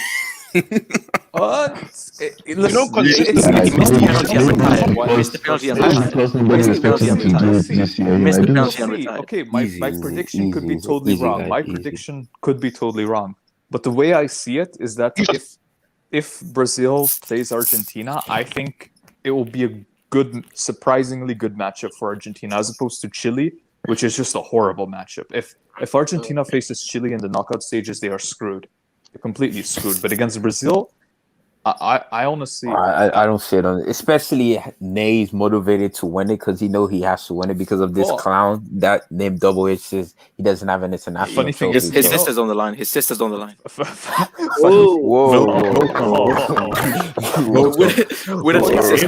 Rafaela's brother doesn't win this Copa America, because remember, they won it without Rafaela's brother. So if they his can't sister's on the line. don't come to this hangout, bro. But but to be fair though, it's just like, what if we win it next year, like the World Cup next year? So, like, no. But then I have 12 months to clown him and abuse him. So my thing is it is in his best interest to win it now. So if Brazil loses to Argentina in the Copa America final, Messi gets Neymar's sister for one night with a threesome with his wife. Okay, that is a I have a question. Undisputed. I have a question. Undisputed. Not hearing, bro. Hold on, H and Wilson. I have a question for you guys. Wait, so she's getting passed around now? This Copa America, when Neymar doesn't play the final. So Brazil, Argentina. It but counts Neymar because he doesn't scored, play the and he final. scored in both games. He scored against Venezuela, and he scored against Peru. He No. assisted. If he gets injured for the knockout stages, it doesn't count. What if he gets injured in the final? No, it doesn't. No. Wilson, Rafaela's brother ain't getting out of this whole thing. The only way that I will accept this Copa America is you must turn up for that final. You best make sure that you turn up for that final and you both that. Because if Brazil win the Copa America and you're not in that final, I'm not counting it. Oh You know what? It's the same reason why You're not. It's the same reason why for me, Cristiano is not a Euro winner. He's not. What is he? Could I quickly land one last thing? If you don't contribute anything to a final, I don't recognize you. That makes no sense. Never won anything for. Could I quickly finish? I'll quickly finish. See, guys, these are football facts. If as a superstar, now if you're Abeloa or whatever, cool. If as a superstar you don't contribute in the major final for your team, that's medal you have. I don't recognize. He got taken out. He got taken out. He doesn't recognize that medal. Could I quickly He got finish? taken out. This guy said that fat bastard was poisoned in the 1998 World Cup. And He was. So does that mean you don't count Cristiano Ronaldo 2016 CL and 2018 CL since he didn't score or assist in the final? You don't count those CLs? Tony, you don't want me to answer that. That's wait. Why would you even bring it up? Vilton, can I quickly finish one thing? I was sorry. Oh real my quick. God, bro! This guy needs a journal. I was clowned. Wait. On the speed, let's talk. Talk. Okay, I was clowned when I said that Pep should bench KDB, but I was proven right because I knew it was all about matchups. And I'm clowned when I say Argentina's going to beat Brazil, but I think they will because that's also about matchups. And I think you'll see because I think they will. Wait. Didn't Brazil easily beat Argentina in the last Copa America? Comfortably. Easily is a bit of a stretch. That was quite. It was a bit debatable. This was without Neymar, so Argentina had Messi, and Brazil did not have Neymar, and they quite comfortably beat them. I saw them play. I saw them play once after that. We'll see. But bro, no. You know why I know Argentina is not going to win? I give you the dub for your De Bruyne call because you said De Bruyne would produce a disaster class, and he did produce a disaster class in the CL final. So you deserve that. You did that. So because for me, if Brazil, I don't know how it's done. My dream, the streets demand we see Brazil Argentina. My thing is that Chile are I don't. You know what's? Wait, you want a Brazil Argentina final? Yeah. Oh, it just be like 07. It just be Vilton, we'll see. It just be like 07. Bro, on the Twitter, you just want Messi to win something, but I'm sorry. No, but I really think it's past, bro. You lost 4 finals. I'm sorry. I think you just cursed. The guy's not winning anything. No, but it says you're using reverse psychology. Stop it. Guys, if he reaches the final right and it's against Brazil and he loses the final, does he make the World Cup? Because the guy retired. The guy retired after losing to Chile in the final. YSK self-harm. Why are we not mentioning Uruguay? Why are we not mentioning Uruguay? Wait. Hold on. Let me read the job, and then we have to go to our final topic, man. So, Sage, thank you for the dope. He says, Sage says, imagine being called the GOAT and you lose to Alexis. And Sage, I'm going to answer. Sage, you missed out on one word. Twice. Why are people so mean, bro? Alexis retired him, bro. Twice. Bro, Messi is still a top 5 player of all time, bro. Guys, what about Uruguay? Last topic. And you want? I want Red Devil to kick this up for me, man. So, Red Devil is a mic working there, bro. Yeah, I'm here. Red Devil. And I want you to answer honestly here. I want you to answer fully honestly here. Have you received a call from Daniel Levy? Red Devil, I didn't crack a joke. I'm not laughing. So I expect it serious. So I don't know why you're laughing. I didn't crack a joke. So let's start that again. Red Devil, have you received a call from Daniel Levy? Yes or no? I mean, for medical purposes, yes, I can say I have. Because right now, he's having some really bad brain issues right now. Okay. Like, so, he's not- but have you received a call with regards to the managerial job? No, I'm expecting Have you that received a call? at this Have you re- point. Ooh, was that drown? No, go on. No, I was just saying. I haven't put for football purposes, not. But at this point, like, I think he might give it to like the janitor, or like someone down the pub. Like to be honest, to be honest, I think this might be the first time in football where like you won't actually need a UEFA license. We thought picking up Pirlo at the test center was bad. This guy's gonna pick someone up at the pub. Wait. What is the name of that former Tottenham player who's put out a tweet saying that he would do it for free? And he laughed. He said that at this point, I'm willing to do. See, this is because do you know why this is so bad? I think Levy right now, it has been such a PR disaster for Tottenham that they've been rejected so many times that he's like, is there a guy who sells fruit that knows basic 4-4-2 or 4-3-3? Is there any guy who sells fruit that can put out cones? All you need to know is anyone with championship manager credibility. Anyone with championship is manager there a cone merchant that exists on planet F? Oh yeah. As a point, get someone who plays freaking Football Manager.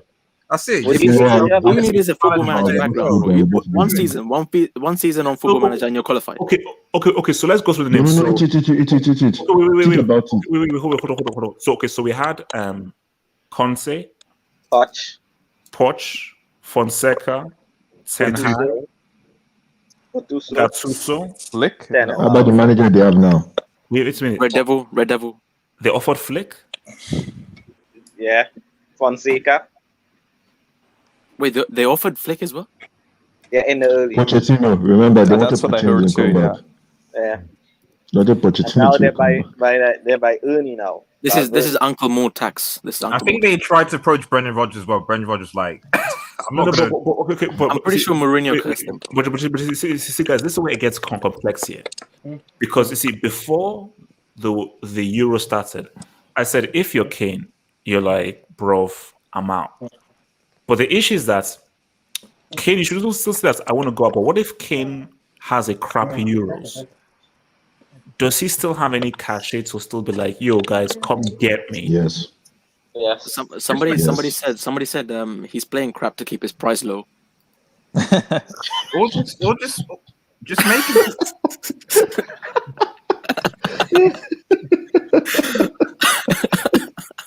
Why don't you just make him play a manager? Bro, okay. He's playing crap to keep his price low. You can't hate on him. That's a legit argument. That's making sense. Oh, That makes sense. bro, That's a legit okay. argument. That's a legit Okay, argument. like You have to respect that as well. bro, you know what's Kane? If Kane comes you're out calling him Kane and now? says that, yo, this sort of thing is a whole mess.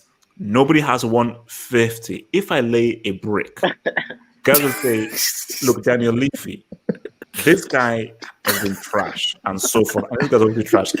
Take 90. And the sick thing is this, that, see, Larry Lane, you're dealing with a psychopath here. Even if you play total garbage, he's still going to ask for 150 plus tax. So, but that theory makes some sense. But see, my thing is that Tottenham, it's an embarrassment, man. Like it's embarrassing. It's embarrassing because your whole status and image of your club has just been ruined. It's been ruined. Take the job, HH? What? The Tottenham job. What status did they really have before? Oh, we said, have I been offered it or would I take it? Yeah, would you take it and have you been offered? You see, if I was offered it, I wouldn't take it because of Daniel Levy. You see, I would only take it if, say, Levy, can you give me assurances that I can get players, both legally and illegally? You get Ben White, that's all. So if I don't have assurances, I'm not going to come here and walk under crazy restrictions. So, and I think what you're having is people are like, this Levy guy isn't serious. He's not serious. I don't know. And you guys don't know. You know what this is? This is punishment. because Mourinho of how tax. Mourinho was treated. Mourinho tax. Oh, come on. You Uncle must Mule. continue to put Uncle Uncle Mule. Mule. Uncle Motex. Uncle, Guys, this is Uncle Mule's right you know what man. I think though. You know what I think. I think everyone on the panel and on the chat has like the right to clown these dudes. But guys, do you really think HH has the right to clown Tottenham Hotspurs after he begged these dudes to get Chelsea through to the Champions League? Yes. He was on his knees screaming beast mode. YSK, He was on his I am knees screaming beast mode. YSK, I fully 100% On his knees screaming beast mode, bro. He has no right to say anything about Tottenham Hotspur. As far as I'm concerned, this channel is owned by Tottenham Hotspur, bro. Levy owns 50% of this channel. YSK, To be fair to him, the two players that helped him might not even be Tottenham players anymore. But YSK, if Tottenham had lost, would it have mattered? YSK, what happened against Man City? Tell me. It could have been psychological damage. It could have been psychological damage. It could have been psychological damage. It could have been psychological damage. It doesn't matter. You still got on your knees and begged. Your knees were red. Your knees were red. Your knees were red. YSK, can I just ask one question, please? Relax. No. It doesn't matter. It doesn't. If HH was a manager, he would beg R9 to come out of retirement. Just ask one question. Just one question. Bro, it doesn't matter. Shout out to the still chat. got on your knees. This is the final question.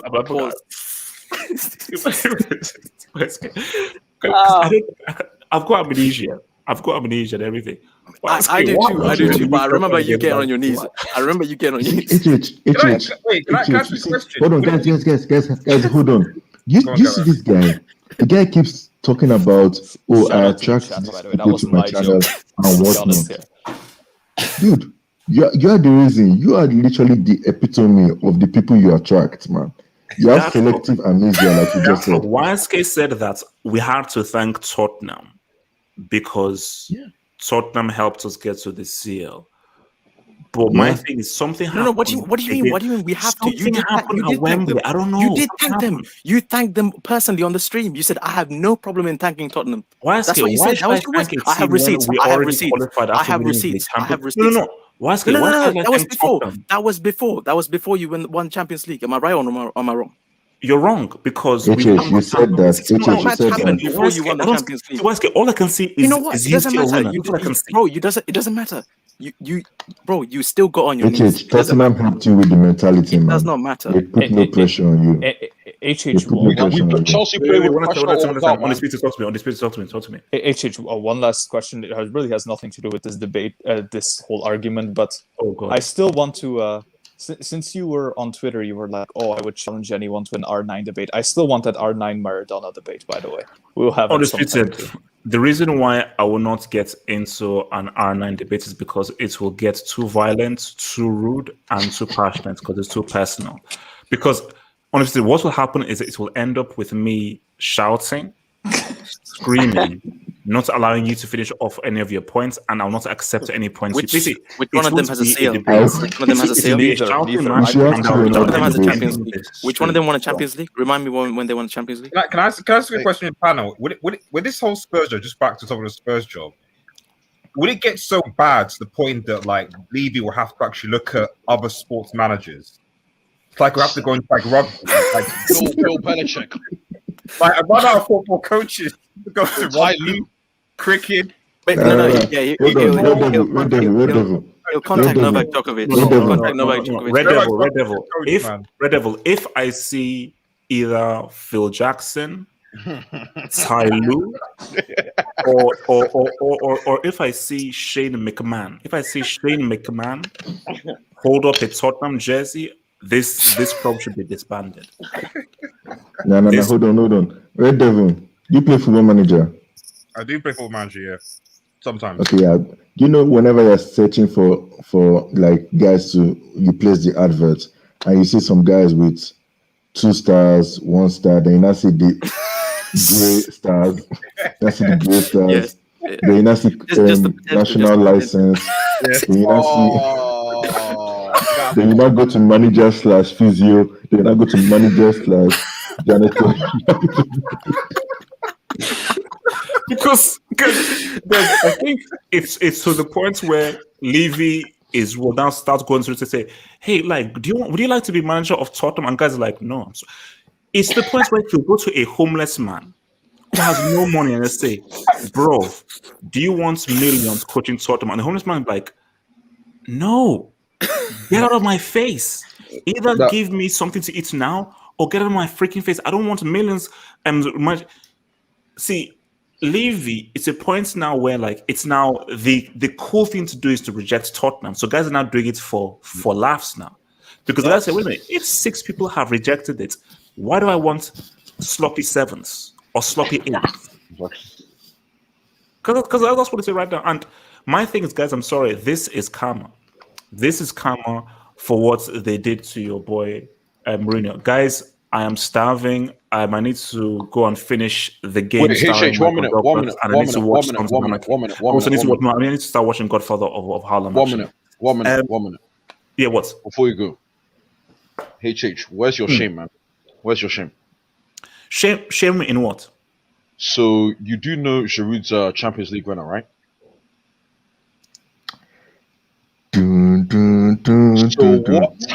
what has Benzema done? Because you always tell me meritocracy. That's what you tell everyone on your channel. It's a meritocracy. So what has Benzema done apart from blackmail his teammates to start for France? What's he done? So you tell Red Devil to treat you as a Champions League winner, but you're going to treat Giroud, who plays for your club, with that disrespect? Really? Really? Hey man, Red Devil, you don't just call him HH from now on. Don't say Champions League winner in front of it because clearly he doesn't even respect Giroud. He doesn't respect him. Doesn't respect the guy. 4 goals at Sevilla. He didn't respect. No, preach on it. No. Bro, NK, he sold his soul to the devil when he got on his knees for Tottenham Hotspur. For me, my thing is you have to respect football. You have to respect NK Dons. I cannot accept Giroud being bicycle kick versus Atletico Madrid. Karim Benzema. And here's the thing, NK Dons, see, my thing is this is that the heat is on. Hence why I think Wednesday we're having a meal on Wednesday. Like that's watch long on Twitch. We're having a meal. Like I'm getting Ben and Jerry's ice cream, cookie dough, and I'm mixing it with like pancakes. So it's like desserts and everything. Because first of all, I'm basically getting those. I told you, I'm scared because Benzema's tournament could be over because he could start Giroud. He could start Giroud on Wednesday. So Benzema, this could have just been in total budget for Benzema. But look, all I'm saying is this, NK, is Giroud did not score at that World Cup. That's the first thing. But NK, I will admit, if Giroud starts against Portugal and he scores, Benzema's looking fun in the line. Talking jinxing, man. Yo, both of you jinx that guy. Talking jinxing. His reverse psychology is just unbelievable, man. Yeah, hey Shage, don't mention me. Don't mention my name. Don't mention me. Don't mention me. Your first name and last name and name. Goodbye. Wait. So before we go, Sage, thank you for the dub. So Sage says Spurs woke up and said, "Let's make a chicken logo." God damn. That club is banned. Yeah, why is it? Wait, guys, is that a basketball or a football? No, it's a beach ball, bro. I think it's a volleyball. Only knows, man. Okay, so also, CJ says that Levy will definitely sign Stephen A. Smith. Look, my thing is that shout out to Stephen A. Smith. No, but basically, it will get so desperate is that Levy, because Levy is so desperate, Levy will probably write to Looney Tunes or someone and say, look, do these cartoon characters, can they actually function in the real world or something?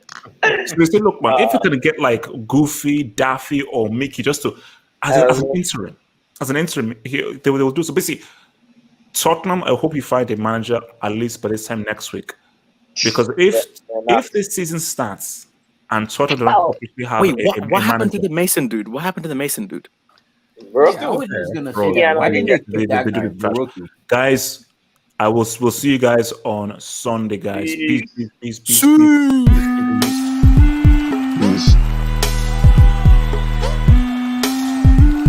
Guys, don't forget, 38-year-old Frank Ribery is still playing on the wing and still. But Javis is the magic, man. Javis is the magic. I need a dissertation on Joseph. I'm pretty sure he wasn't even. Bro, he was missed before. Bro, he might be the GOAT. No, he might be the GOAT.